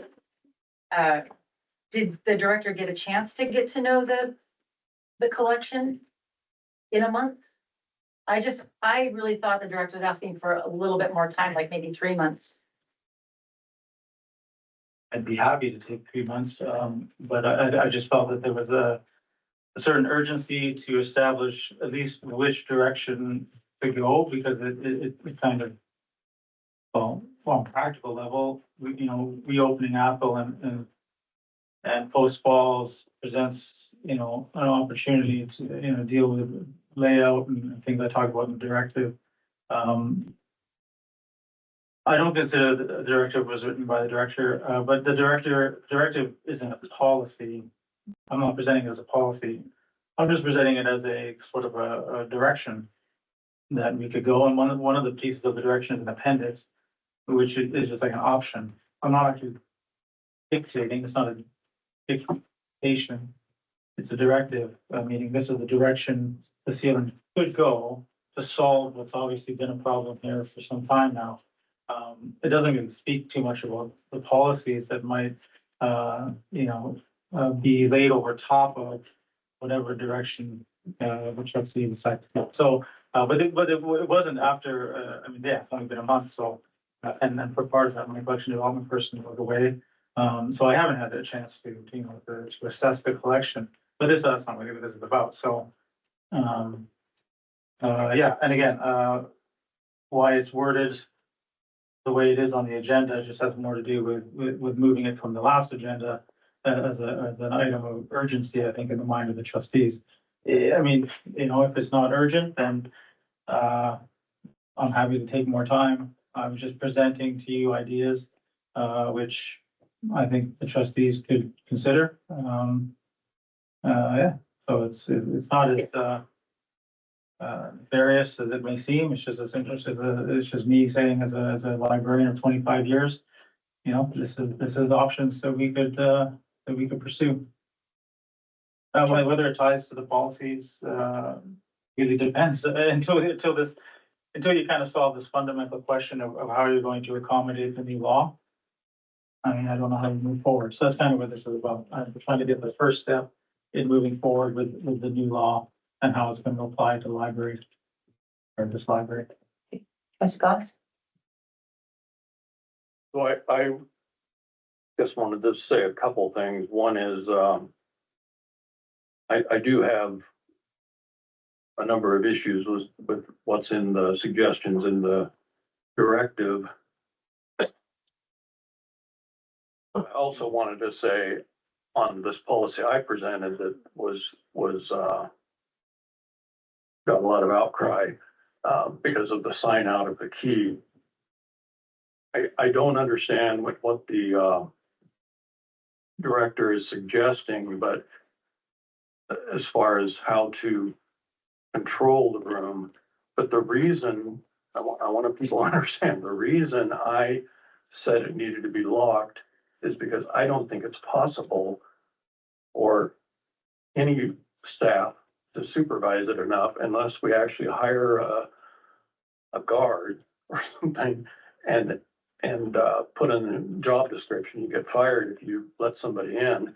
But to keep it unlocked, I don't know how to do that without a lock. So I had a couple of ideas, and I'm willing to completely back off from the sign out of the key. The sign out was to keep track of the key instead of hand a key out and just have it gone. It was to get it returned. But how about a combination lock like that gets changed every week, the combination, and you just come up to the front desk and you ask for the combination. And you use it just like if you're checking into a motel and you want the Wi-Fi.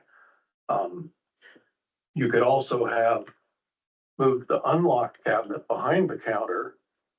And basically, if someone couldn't get to it and you're relying on the staff to let the adult come behind the counter and get to it,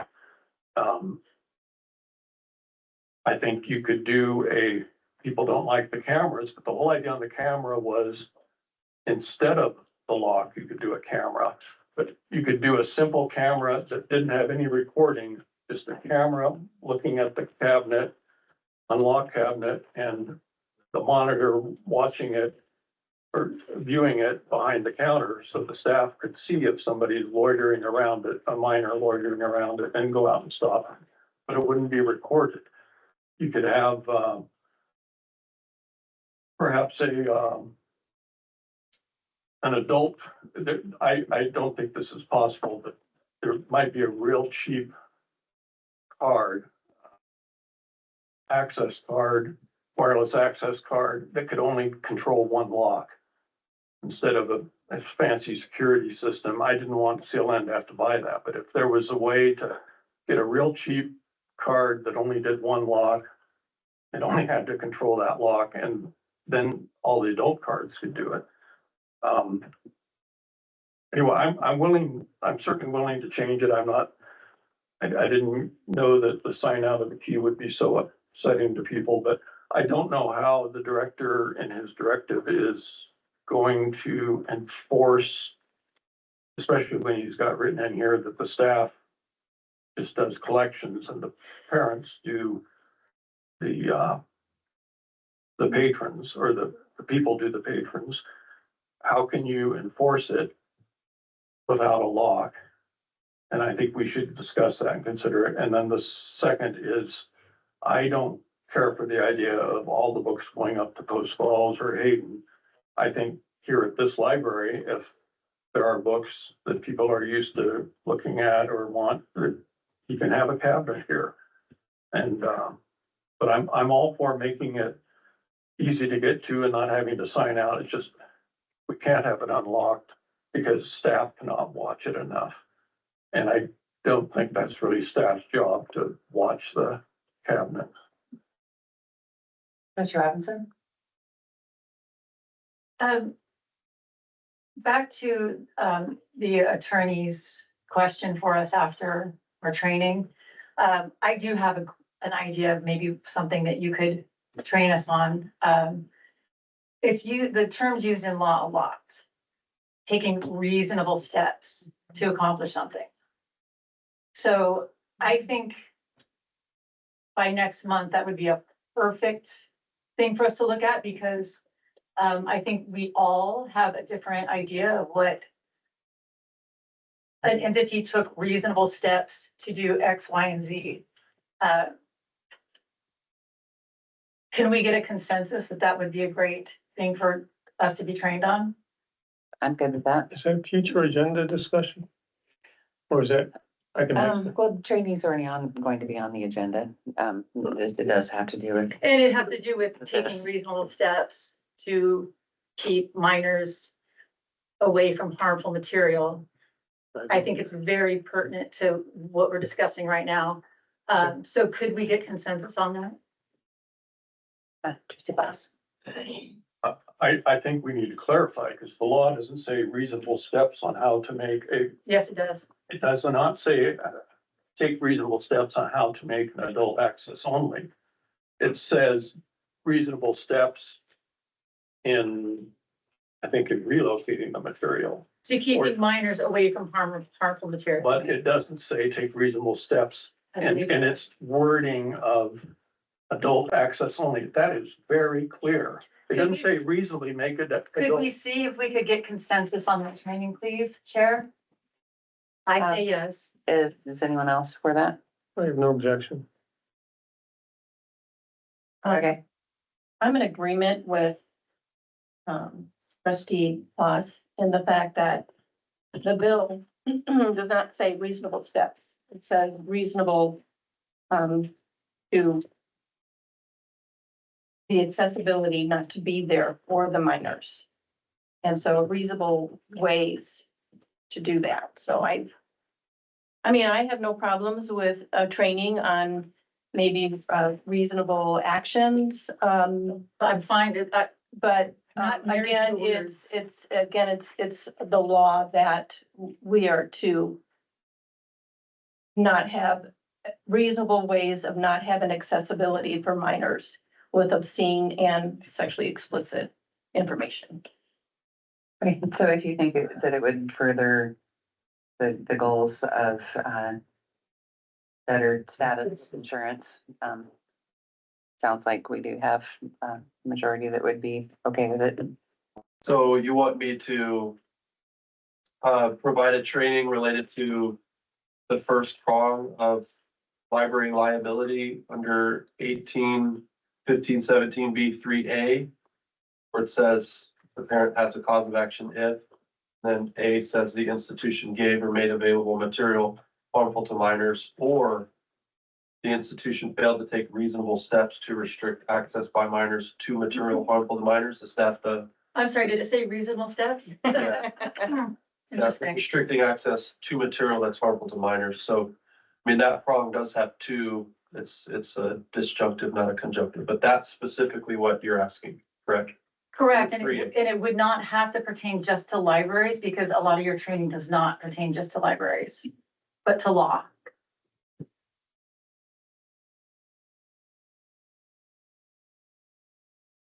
So we have consent. Okay, I think so.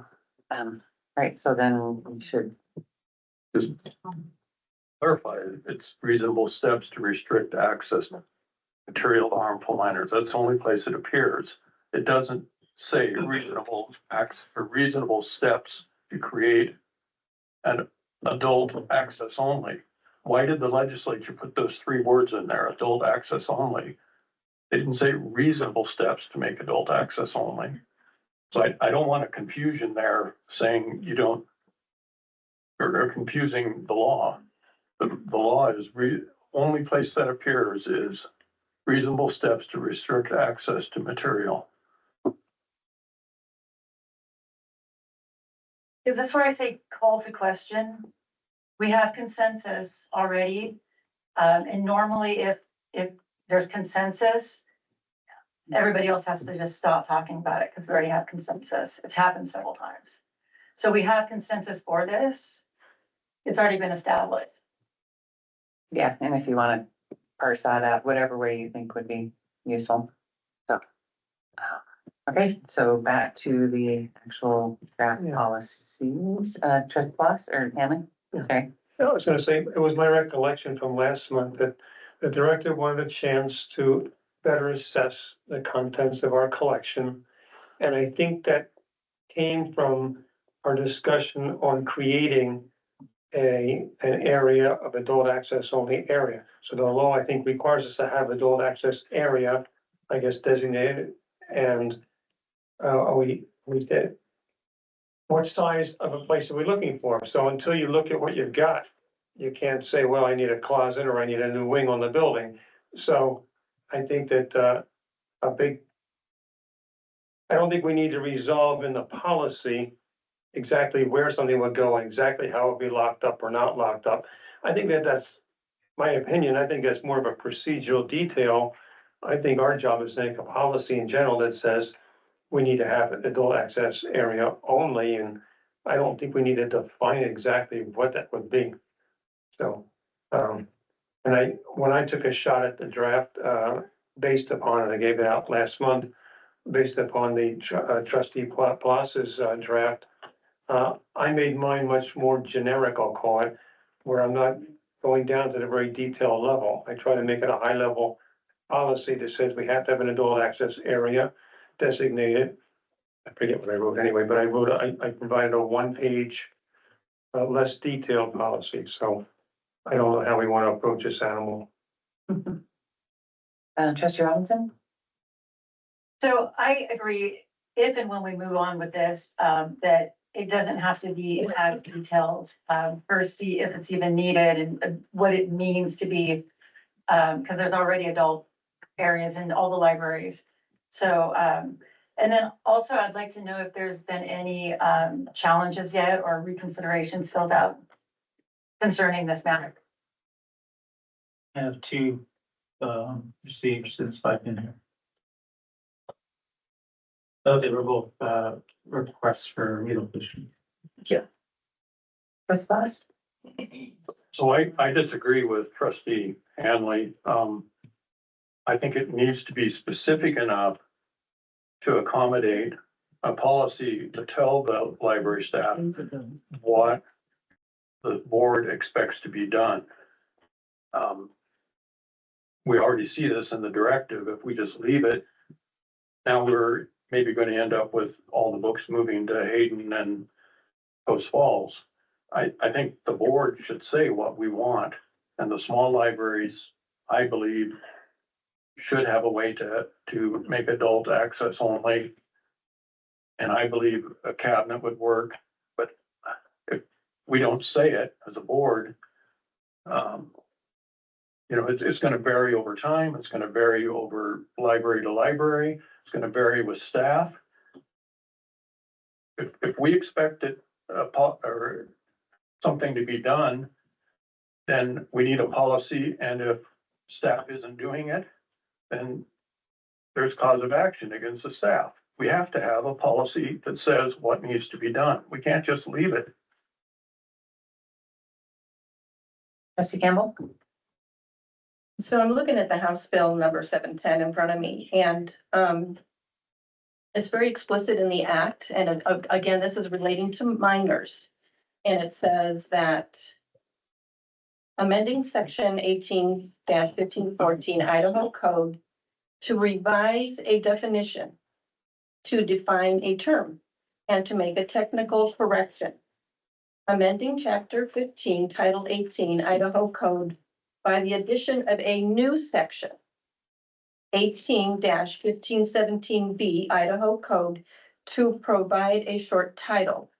And this is what I want to enunciate: to prohibit certain materials from being promoted, given, or made available to a minor by a school or public library.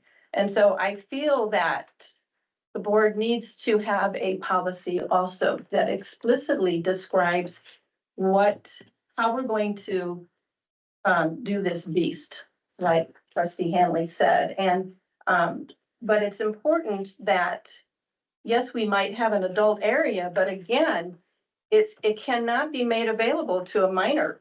It cannot be promoted, given, or made available. So there does need to be some kind of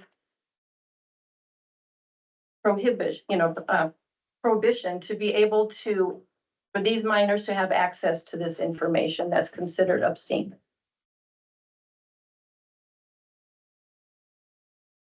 Trustee Hanley? And just one more comment, kind of supporting that is, it's not as if we want it.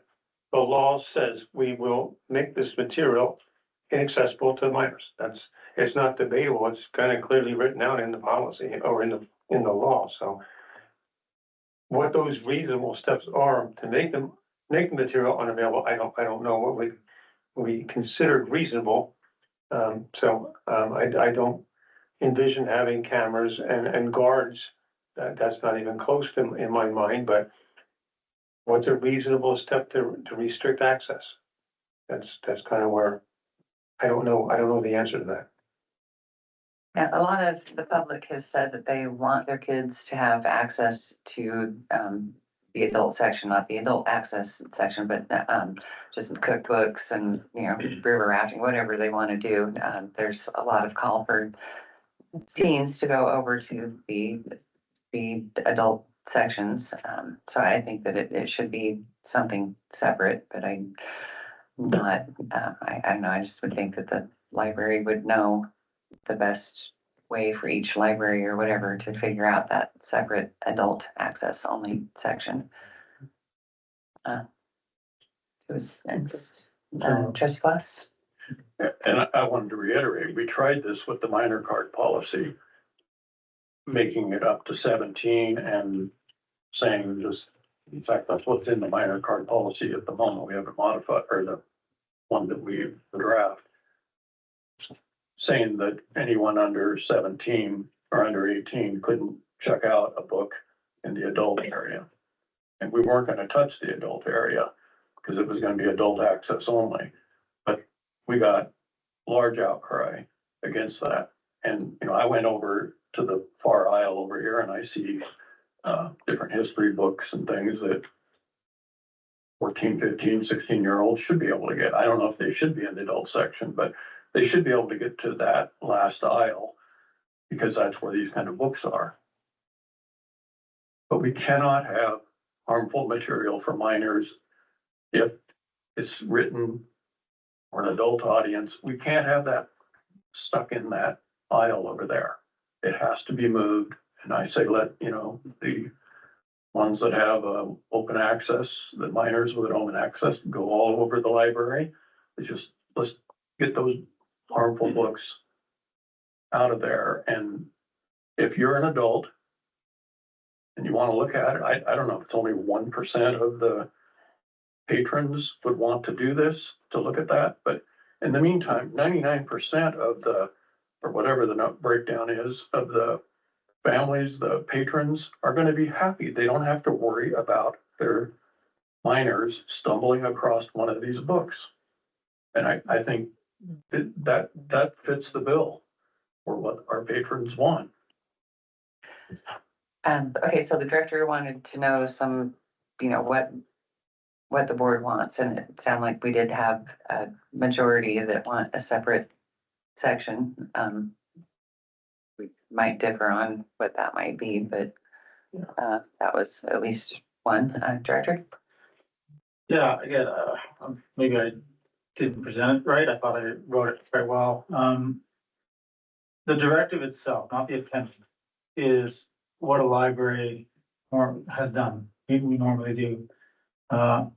You get this law come in, which requires a reasonable step to prevent minors from getting, bans of harmful things. So the directive itself is saying that the library can stay as is, and the adult section has been collected, curated, like I say, for adults. It has everything in it. And then you have the minor section. I know there's complaints about different levels of minors, but I'm just working with the law. The law doesn't specify 12 to 13, 5 to 6, 2 to 5. There's nothing in the law about that. It's just minors. So, and this is, to me, it's very straightforward, right? That the whole first part of the directive is the reasonable step, right?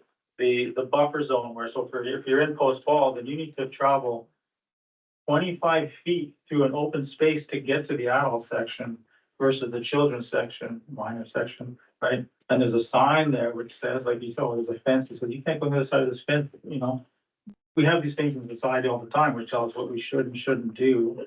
There's a sign there that says adult section. The onus is on obviously the caregiver, the parent. Again, I can read it out if everybody wants me to, but it's basically pretty straightforward that this is the way a library normally operates. There's an adult collection, there's a children's collection, and parents are in charge of their children. And I know we talked about different age ranges, but theoretically, and this is why in this directive, I actually refer to some other policies, which actually would be more important, which would be like children in the library policy or rules of conduct.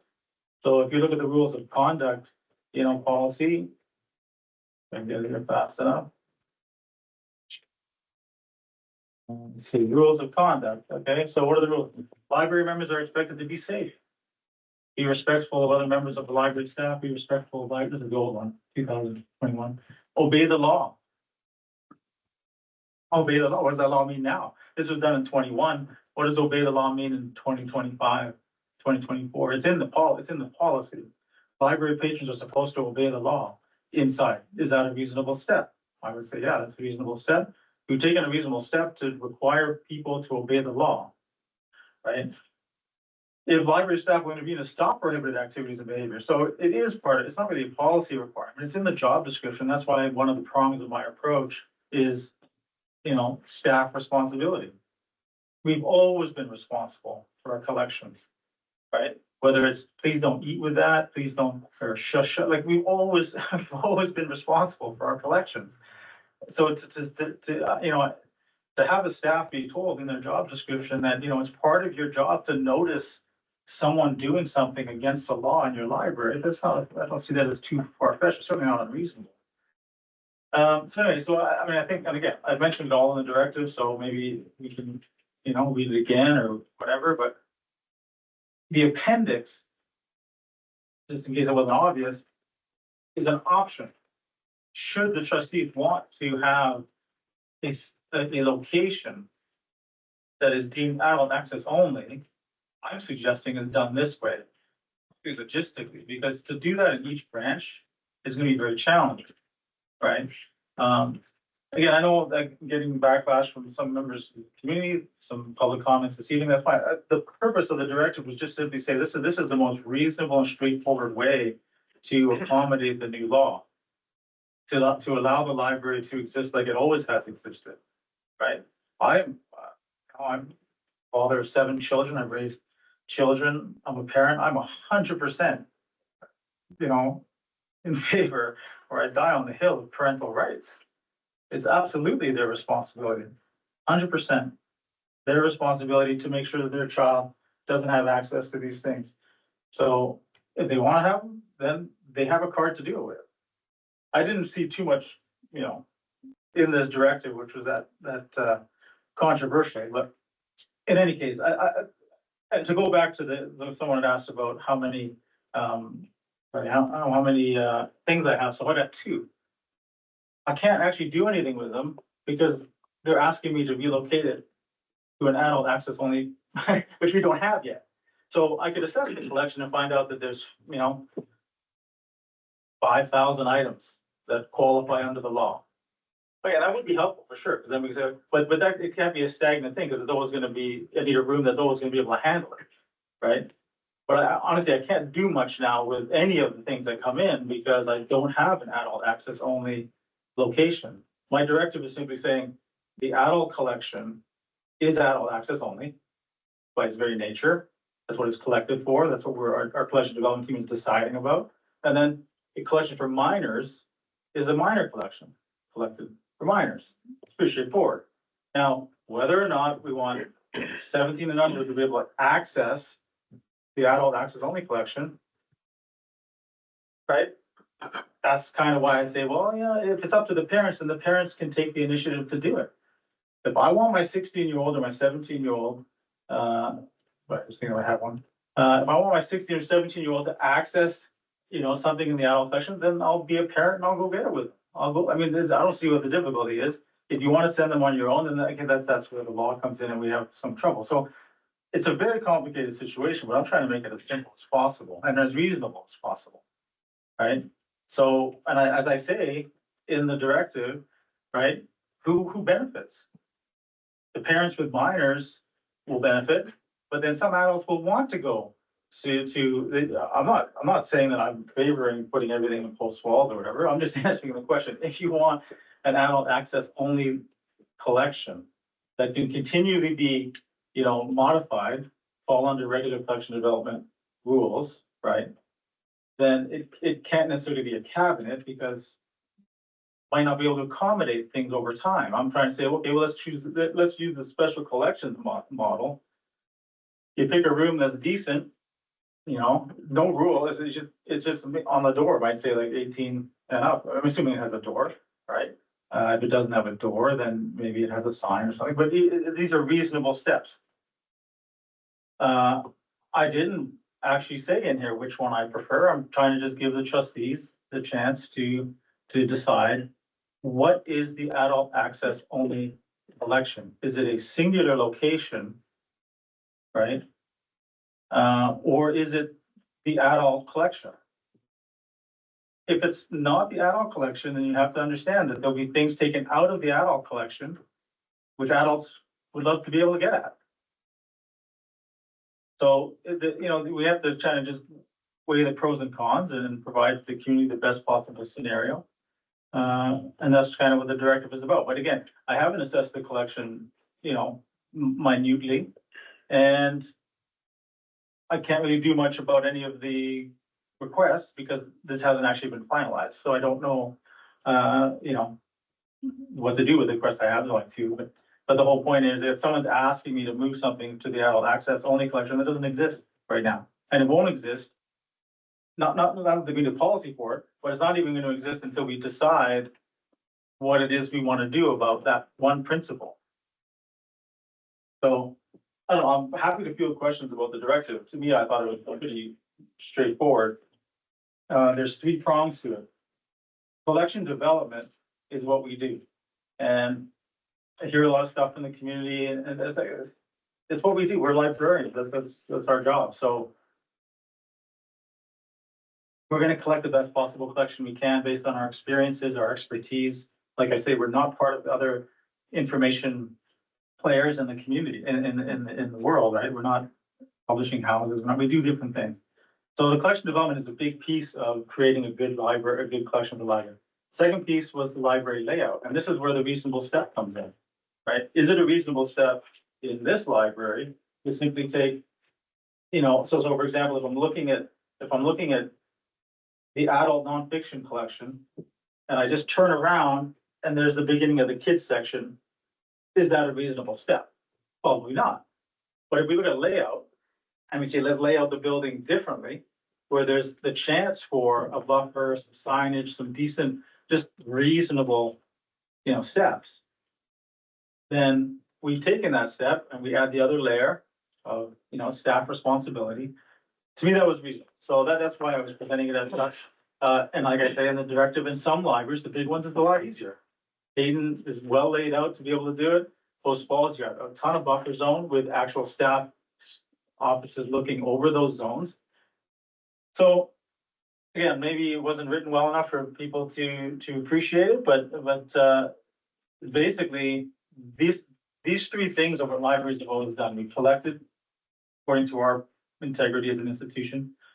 We have laid out materials, computers, where they are based on our responsibilities. And we have taken control of our collection. We know where the books are. We knew why in the 70s or whatever, some kid was ducking down into the 700s. We knew why they were doing that because that's that's where the art books were with this or that. So we've always known where our collection items were. It's not really that far-fetched to say we will take responsibility for it, as long as all the staff are on the same page as far as the directive goes, that this is our responsibility to be professional librarians. So anyway, I don't need to ramble on, but the directive just basically is my way of saying, hey, these are the options for how we could move forward. Yeah, you could do a special collection in each building. Logistically, we asked Pinehurst this evening about space. Other than Hayden and Post Falls, every library is strapped for storage space, staff office space. So to have a special collection in all of them is tough. That's why I suggested Post Falls. It would just make sense. I understand people, and I said that in there. I understand people maybe not prefer that for some reason. We live in the 21st century now, and interlibrary loan and delivery is like the one drawback for the person who wants is they can't browse it without having to go to Post Falls. But that doesn't mean that they can't get it, because we can look at the studies of how much library circulation is done by browsing versus known entity searches on the catalog holds, and there's all different factors in there. So anyway, I'm just presenting from a librarian's perspective as the director here what a possible way forward is. Thank you. Trustee Robinson?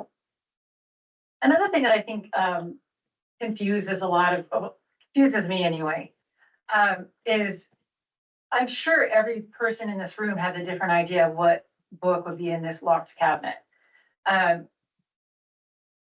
Things that come to mind to me, I'm sure many of the people in this room read The Stand, Stephen King. There's some, no, anybody? See the movie? Miniseries? Anyway, and a few of other Stephen King's books, and I'm actually not a big fan of his. There's some scenes in, especially The Stand, that there's some like graphic sex description.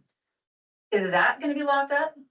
And then there's like say true crime, because I'm trying with fiction and nonfiction.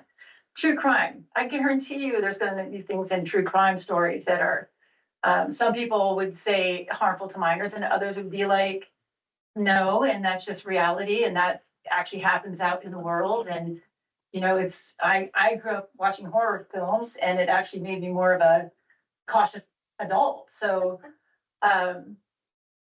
what's confusing to me is what books are going to qualify under this law. I think some trustees think that 40% of the collection will qualify. Other trustees think maybe 1%.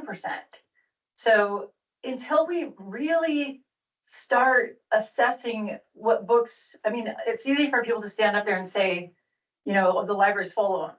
Well, I don't know. Is the library full of these books? I don't know. And then also to villainize an adult who wants, you know, oh, the people that want to go in there, you know what, to read a Stephen King novel? You know, I don't know what books, I don't know what books are harmful to minors that we have under the law, that would qualify under the law. Trustee Blas? Well, my answer to that is simply it violates the Idaho law. The Idaho law lays it out, and you just have to determine that, or the staff does. What I wanted to ask the director a little bit more was on page 3 of his directive 3, staff responsibility. Maybe I misread it, but I got the impression you were saying, like the 3rd and 4th line, it's important to acknowledge that the library staff are responsible for library materials, not library patrons. Patrons are responsible for themselves, and parents, legal guardians, responsible for minors. So CLN is committed to the long tradition of taking care of our spaces and materials. I read that as you're not going to enforce, or the staff doesn't have to enforce, if minors go into these areas with these books, that's for the legal guardians and parents. And that's how I read this, but is the staff going to, in your thinking, is the staff responsible to patrol or to kind of watch over these areas and shush a minor away or something? Yeah, so I mean, I think it was actually the opposite interpretation of that. So we're responsible for our collections, how we put it in there, how we lay it out, and our responsibility over it. We're not responsible for the patrons. That's the adult's responsibility for themselves, or the parents' responsibility over the minors. But no, yeah, what I meant to say was that, yes, we will have responsibility over that. So whereas 50 years ago, we would have been responsible for just shushing, keeping quiet, or don't drink or eat pizza next to that book, or any of those kinds of things that we would have in our rules of conduct, right? And under this new situation with the law, then that same library practice would come into play, where if it's designated that all the adult collections are for adults, right? There is no private room, cabinet, and again, so if there isn't one of those things, then automatically, under the law, the adult collection becomes the adult access only collection. Whether you need to call it adult access only, it's just an adult collection. That's what it is. It's the adult collection. And if this law wasn't here, then maybe the staff overlooking that zone where it's very difficult for a kid to actually pass by without being seen, right? Maybe they don't care. But a reasonable step under this law would be that now they add that to their portfolio. So if it was in the conduct that you're not allowed to eat pizza or drink soda next to a book, and a staff person sees that, they are supposed to go out there and say, hey, you know what, it's part of our laws here that you can't do that. So that's all I'm saying. Like, to me, it's nothing new. It's just it's a new application given the new circumstance. So yeah, I think maybe I didn't say it properly, but it's the opposite of how you interpreted it. Thank you. Mr. Campbell? So then how would you, what would you do with the children that the parents want to have open access to the whole library? Because you could say to a 17-year-old, which is considered a minor, he wants to go into there because he has access to the whole library. And someone could say, no, no, no, that's adult access. You can't go in there. He goes, hey, I have a card for open access to the whole library. Director? Well, I'm assuming built into whichever direction you go, you'd be deciding about that open access card. Because by my directive, I'm saying that under this law, and I didn't make the law, but it's the law I gotta live with. Under this law, they talk about 17 and under. They don't talk about any other ages. So people can bring up any other scenario they want, other state, any other, driver. I mentioned in my directive, driver's license, voting age, drinking age. That's all irrelevant. It's all irrelevant because the law doesn't say that. The law just says minors, 0 to 17. So the simplicity of my suggestion is simply, okay, if the person is 0 to 17, they get a minor's card, which gives them access to the minor's collection. If they're over 17, they're 18 now, they get an adult card, give them access to the adult collection. It's very simple. But then the question is, what about that parent of a 16 or 17-year-old, 15, whatever age, who wants their child to have access to the adult collection? Okay, talk about the directive, because in the directive, no matter how amazing your child is, and I've had some amazing ones, maybe all 7, but no matter how amazing they are, you can't get them their driver's license early, you can't get them their vote early, you can't get them to drink early. So that's very restrictive. In the library, you can.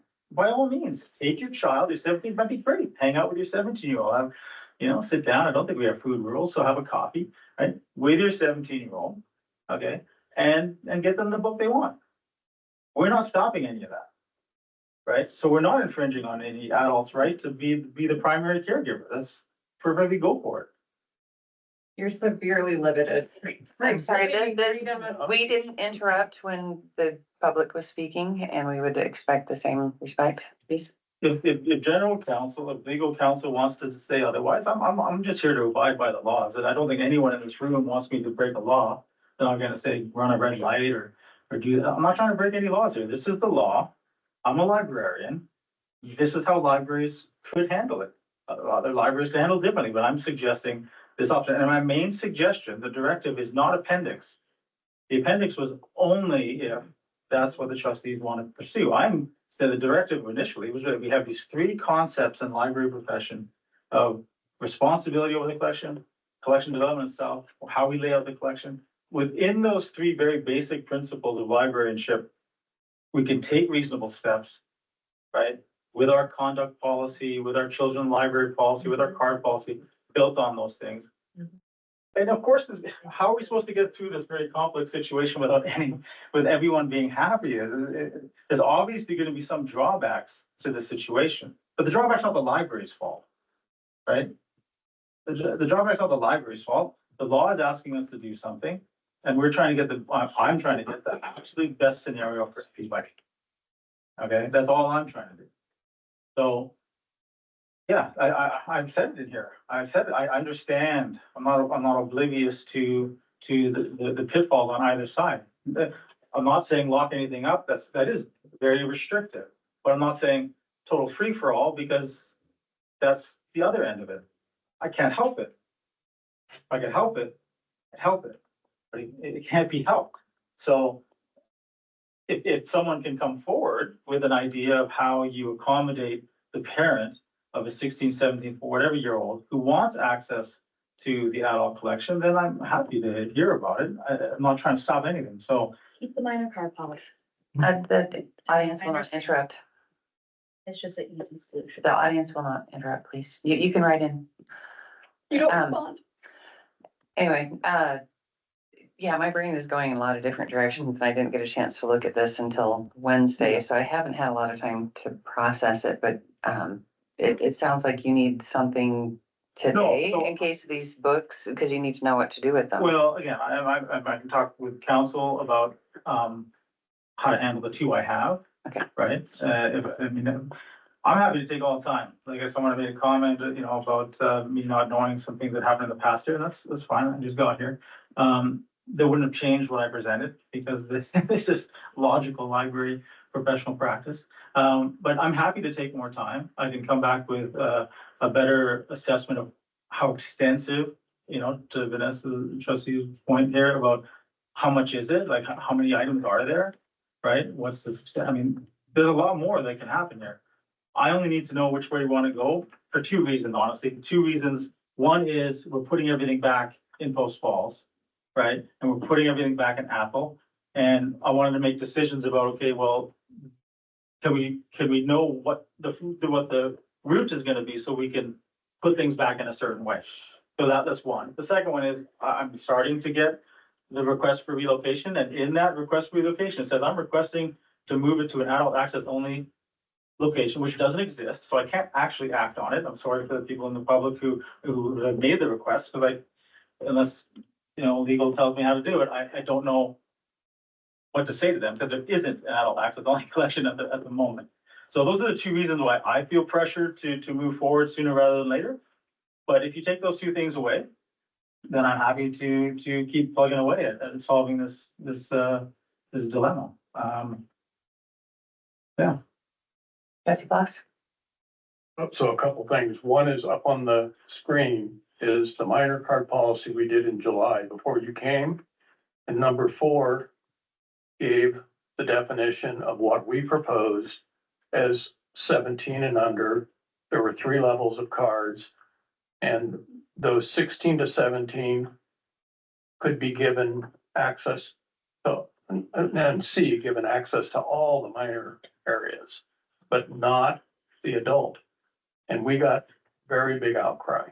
Maybe you didn't hear about it, but editorials, letters, there were a lot of people that spoke out against that. They want to have the option to give their minors under 18 access to the whole library. I think we already crossed that, tried that before you got here, and I don't think it's an option. I think we have to pull those books out and make it the adult area accessible for parents that want that. And I really don't see why we can't start with the cabinet. If we only have 2 books so far, they fit. We could, every library must have a cabinet available, or maybe we can buy from Uline or something, but just we could start with something small until we see it doesn't work. I don't know that there's more than 1% of the books that have it. I have no idea, but if we can't do this, which I think the public has really told us this is bad to try to that policy, then we have to make it open. We have to let Pinehurst parents be able to let their minors go over to that last aisle. That last aisle has, I looked at it, it's got CDs, audio, DVDs.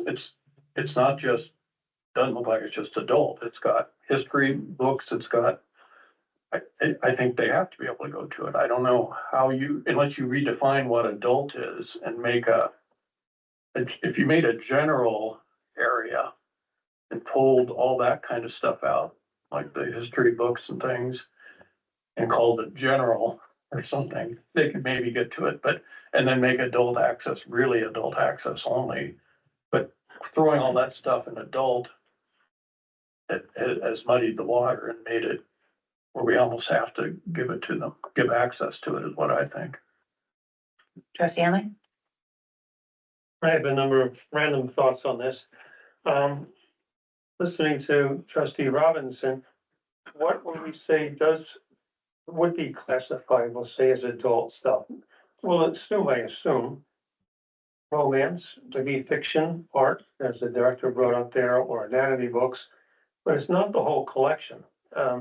For example, gardening, I just randomly threw these out, geography, cooking, and I don't know what else, I can't read my own writing here, architecture, I can't spell it either.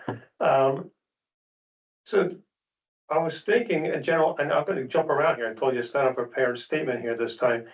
I envision almost 3 levels of cards. One being minors only. And that's to assume that everything in the minors section is safe, that there is no material harmful to minors in the minors section.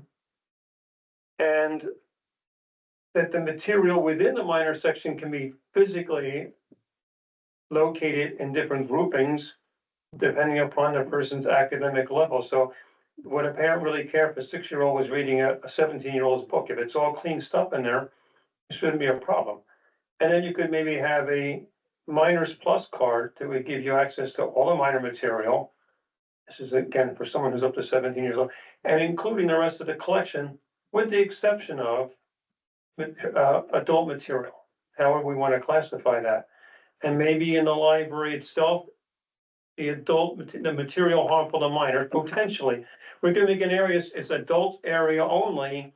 That's the area where it's the most risky type material. So you don't separate each book out of the romance, but well, this one's really pretty dirty over here. We'll put that in there, but the rest of it can stay in adult.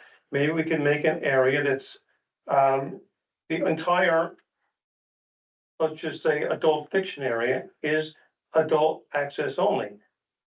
And then include romance stuff, fiction stuff, maybe art stuff if there's some risque pictures in there, or anatomy, or psychology, or something else. And it's visually set off with signage, as the director said. So that is an adult access area only. And it's not by book, it's maybe by generic classifications of types of books, meaning romance or whatever it is, or fiction. And the rest of the library is accessible to the rest of the public. And the same thing would follow with checking a book out. A minor could check out minors, it could check out anything else in the library with the exception of the adult access material, however we classify those. But I think that there's probably a way, because we can't be overly restrictive of the collection. I understand that. Let me see anything else on here. So, having a clearly delineated area that's adult, this is an adult area over here, and most of the materials that potentially have material harmful to minors goes into those areas. And maybe temporarily the director's office could hold the challenged books. That will be the restricted area, the adult access only area. There's only 2 or 3 books that can go in his office. But I don't know what actually we would want to categorize as adult material. And I really don't know that to take reasonable steps. I think reasonable is to has a designated area, not necessarily locked up and cambered and guarding and keys and combinations, but this area of the library over here is set up to say this is an adult access area. It doesn't have to have people like that in the public, but it doesn't have to have dirty challenge material or whatever is considered harmful to minors. It can be adult materials very clearly, and it's one of the grouping that potentially has the most stuff.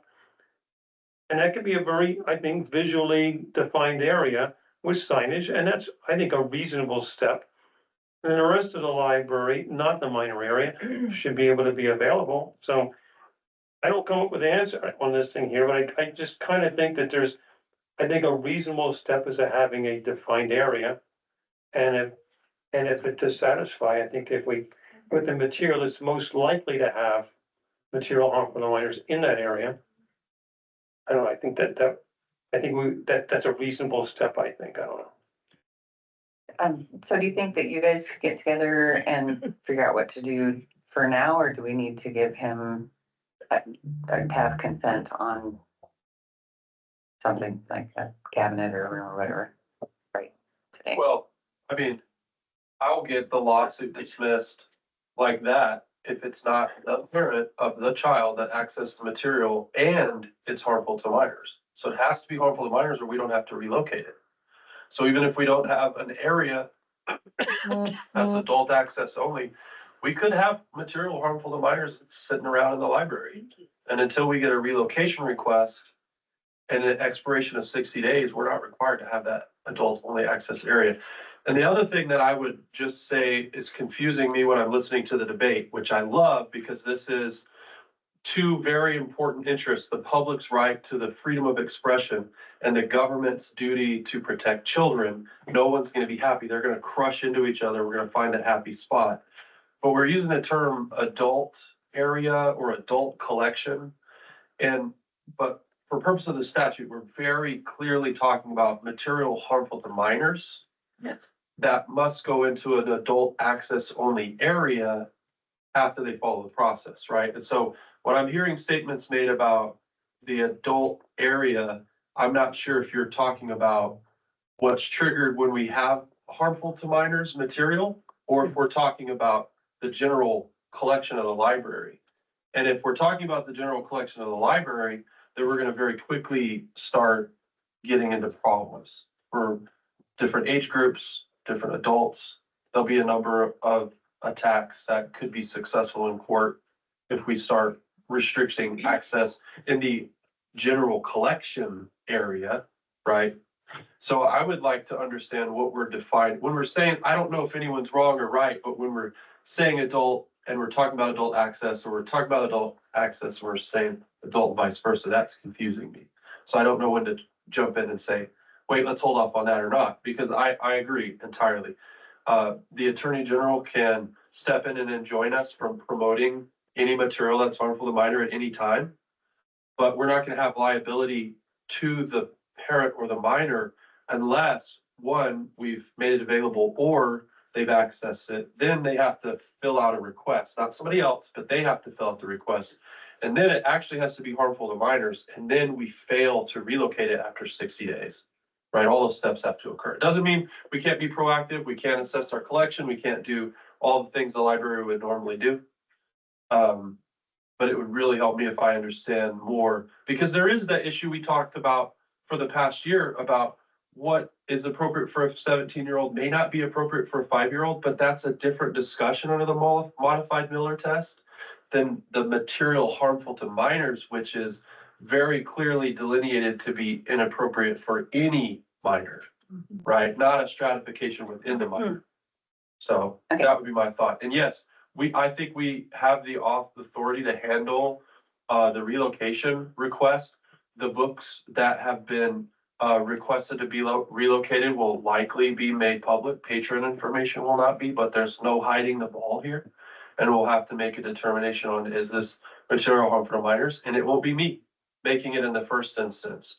It'll be a professional that can assess the book and provide a recommendation. And then I'm going to take that and say, here's the case law. What is the court probably going to say? And then we can bring a recommendation to the board within the 60-day period. And the board could say, put it in a cabinet, leave it in, whatever it wants, and we'll deal with it.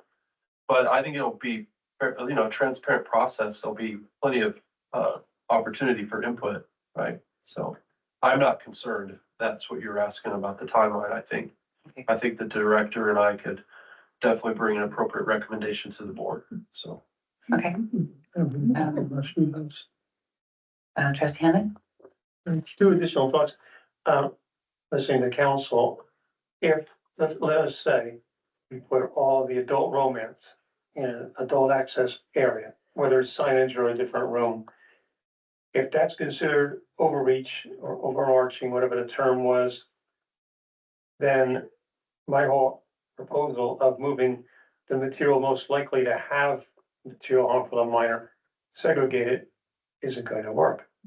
And if that's the case, then I think it would be incumbent upon the staff to go through the entire collection and identify everything that's got material harmful to minors in it and relocate it to an area that's not accessible to minors. And I don't think it should be incumbent upon the public to file relocation requests to get there. It's the job of the staff, but upfront to be proactive and this board to promote that. Please be quiet. Thank you. It's our job and the staff's job to say, no, we know the material's in there. We're gonna go through the collection. We're gonna remove it. The exception should be where someone in the public files a request. We shouldn't be sitting there waiting, okay, we'll see what they put in today. No, we're buying the books. We already have books and we should be going to the collection then where the library professionals, not me, but the staff is. Well, then you do your job, you analyze your entire collection and you segregate it. That's. Because If the audience disrupts one more time, then you may be trespassed. So that's my thought. If the legal side of it's going to say you can't segregate, let us make believe adult fiction or adult romance. And that's considered overly restrictive because somebody wants their 17 to look there. Well, then we need to go through the entire collection and say, here it is. And if it ends up being 200 books or 2,000 books, well, then we create a space to accommodate that either in one location or several. Those are my thoughts at the moment. Okay, so our time is way up. Does it need to be said today? I just wanted to clarify to council that it is not in our policy. It is not just when a parent files this that we have to deal with it. We've got in the policy that the staff needs to move the material. So we need to find a place to put this material if the staff finds it and not wait for the filing. And I don't think a whole area should be set aside for this. I think it should be individual books, as Trustee Hanley was saying at the end there. But we can't wait until we get a filing. I'm not trying, I don't want my comments to be misconstrued as my opinion or advice on the policy. I'm really just trying to be very targeted on how do I not waste library resources and needless litigation. Let's let somebody else be the test case. I mean, if we want to be the test case, then let's talk about it. But if not, nothing would prohibit the director from going through every single book if he wanted to. And they do that just over a course of time, right? So it doesn't all happen at once. So I didn't mean to, say you don't follow the policy. I'm just talking about when I get a complaint at district court down here, did this happen? Right. Okay, so our time is up for that section and we will be moving on to response to public comment. Trustee Moss? I kind of said it before, but there were a lot of comments at the last meeting about this being 1984 and tyrannical and government overreach. All I want is, if it's locked, I want the key accounted for so that it doesn't go out in the public and go down to Ace and Hardware and get copies made and spread all around. That's why I now see that this is a problem. People don't want to have their name on a list. And I'm abandoning that. I want to go to the combination lock. You just ask for the combination and you go get it and you go open it up. You don't have to tell anybody when you're done or no one has to look. Just lock it when you're done, please.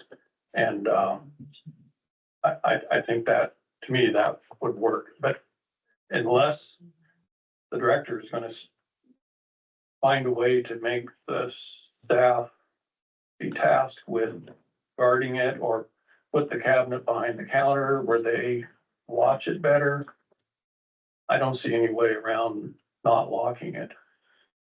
If you put a sign on it, adult access only, it's going to draw people to it unguarded. Okay, Trustee Campbell? Are we on response to public comment? Yes. Okay, I would like to make a response. Okay. And I just, Microphone. yeah, okay.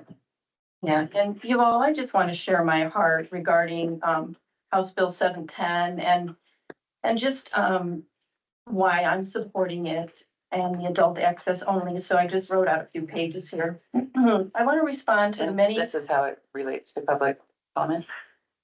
Response to public comment. Okay, so it's a comment. Yes, yes. So, and we've heard your public comments for several months now. And so, requiring to provide an adult access only area of books containing obscene and sexually explicit materials.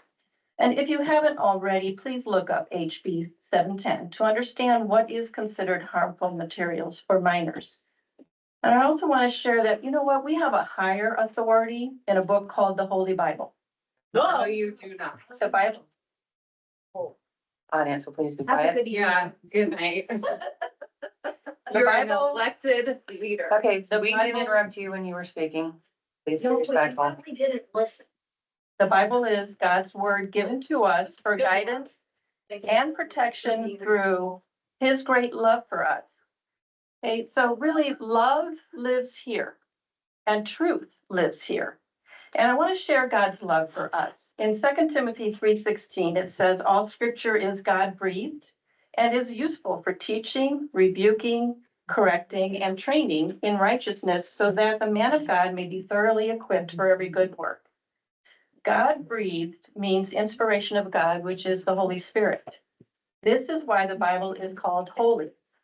Many know John 3:16, for God so loved the world Point of that he order. gave his one and Point of only order. Son. Okay, the trustee will state her point of order. It might not be the right thing as usual, but we need to extend the meeting if she has pages to respond to. And I don't even know if this is actually responding to public comment. In fact, my point of order, is this responding to public comment? Yeah, eventually. Okay, well, we need to extend the Okay. meeting and I don't have much time. So, and I'm sorry now that I gave her when you were about to pick me because I also have some responses. Do you need a motion? Okay. I moved that we extend for 10 minutes. I Okay, hope we can wrap that up in 5. It has been moved that we extend the meeting by 10 minutes. All those in favor? Aye. Aye. Okay, the meeting is extended by 10 minutes. Hey, God-breathed means inspiration of God, the Holy Spirit. Point of order. Could I have the attorney's opinion if this is a good idea at a public meeting? It's not a public, that's not, point of order is a, Yeah, procedural. Procedural. Relating to Robert's yeah, Rules of Order. not content. Has nothing to do with It's a that. parliamentary, Is there some way I could have the attorney? it's a parliamentary infraction. That's what the point of orders are for, I believe. Yep, that's true. So, your point of order is denied, but the attorney would please interrupt if we are breaking the law in any way. Otherwise, carry on. Okay, so many know John 3:16, and it talks about God's love for us. So he loved the world that he gave his one and only Son, that whoever believes in him shall not perish but have eternal life. But many are not aware of the very next verse, John 3:17, that says, for God did not send his Son into the world to condemn the world, but to save the world through him. And so what is God's loving will for us? 1 Thessalonians 4:3 and 4 and 6 through 8 say, it is God's will that you should be sanctified, that you should avoid sexual immorality, that each of you should learn to control his own body in a way that is holy and honorable, and that in this matter no one should wrong his brother or take advantage of him. The Lord will punish men for all such sins, as we have already told you and warned you. For God did not call us to be impure, but to live a holy life. Therefore, he who rejects this instruction does not reject man, but God, who gives you his Holy Spirit. So God says sexual immorality is sin. Sin, we don't like that word. But obscene sexual explicit material can encourage sexual immorality. This is God's loving instruction for us, just as a father would instruct his children to look both ways before crossing the street. It's protection from harm. House Bill 710 is in alignment with God's word in protecting minors from harmful materials. Listen to God's heart. I'm going to end with this. Listen to God's heart in warning us about harming the children. In Luke 17, verses 1 and 2, Jesus said to his disciples, things that cause people to sin are bound to come, but woe to that person through whom they come. It would be better for him to be thrown into the sea with a millstone tied around his neck than for him to cause one of these little ones to sin. This scripture pertains to all of us, and I say even more so to those in leadership position that make policy and implement the policy that affect our children. These harmful books to minors in the library will not be banned, but will be relocated on minors' accessibility. No one's freedom or rights will be taken away. Patrons 8 years and older can check out any book. Idaho House Bill 710 is the law given to us to abide by. This board will honor and uphold the adult access only law so as to protect the welfare of our minors. We love our libraries and we love our patrons. We desire it to be a place of safe harbor for everyone. Okay, Trustee Robinson? Okay, I would like to, okay, and this is all in response to past comments. First, I would like to let people know that actually email us their comments and don't actually come here and we hear them. that I hope I speak for all trustees, I think I probably do, that they are read. We do read them. If they're not responded to, that doesn't mean we're not reading them and taking them in consideration. And I believe I would speak for all of us on that. What I see mostly, and I'm very concerned about, is the open hours. There's been a lot of outcry about libraries being closed before kids are out of school. And I see that as a very big potential problem because, you know, that's usually when families would take their kids to the library after school to do their homework or get books for reports or just for fun or whatever. So I just want to make sure that we do have some public comment here that talks about that, but a lot of people email us about that. And I want to make sure they know that we are hearing that. And if that is a huge problem, then hopefully it will be addressed. I don't know how, that's operational, but hopefully that will be addressed somehow. Oh, and again, to the public commenters, as you speak, you know what you're saying. I hope you also hear what everybody else is saying and understand that one of the favorite things that people like to say is you're not listening to us. And we're sitting here and we're listening to everybody. We're reading their emails, and there's people all the way over here and all the way over here. We're listening to everybody, and we will never, ever please everybody. If we please 10%, we'll be lucky. We work hard. We listen to everybody. If you listen to everybody, you'll see not everybody agrees with you. And everybody that doesn't agree with you doesn't mean that they're crazy or they're wanting to harm children, or it's just, I wish people would just kind of take it down a little bit. Understand we're doing the best we can. We do have robust conversations in here. We have the attorney present all the time. We have a new director who's just on the scene. Please, commenters, give him a chance. You don't know this person. You don't know what he is going to do. I guess, I don't know if I can talk about the directive because that was this meeting, but you know, you don't even know what the directive means 100%. You probably read it once and you're already complaining about that. Give everybody a chance, especially the new director, because you don't know, we don't even know exactly what is going to become of the CLN right now. I have hope and you know, that everything's going to get better, but you can't please everybody. And that's what people need to understand out there is we are doing our best. Commenters disagree with half of us half the time and the other half the other time. I just want to make sure that people know we do read their emails. I personally don't respond to them, and I don't think many people do, but we read them. Thank you. I agree with much of what you just said. Maybe all of it. I'd have to go back and listen, make sure there wasn't something there. But anyway, all right. So if there's no further response, we'll move on to discussion of future agenda requests. Trustee Annie?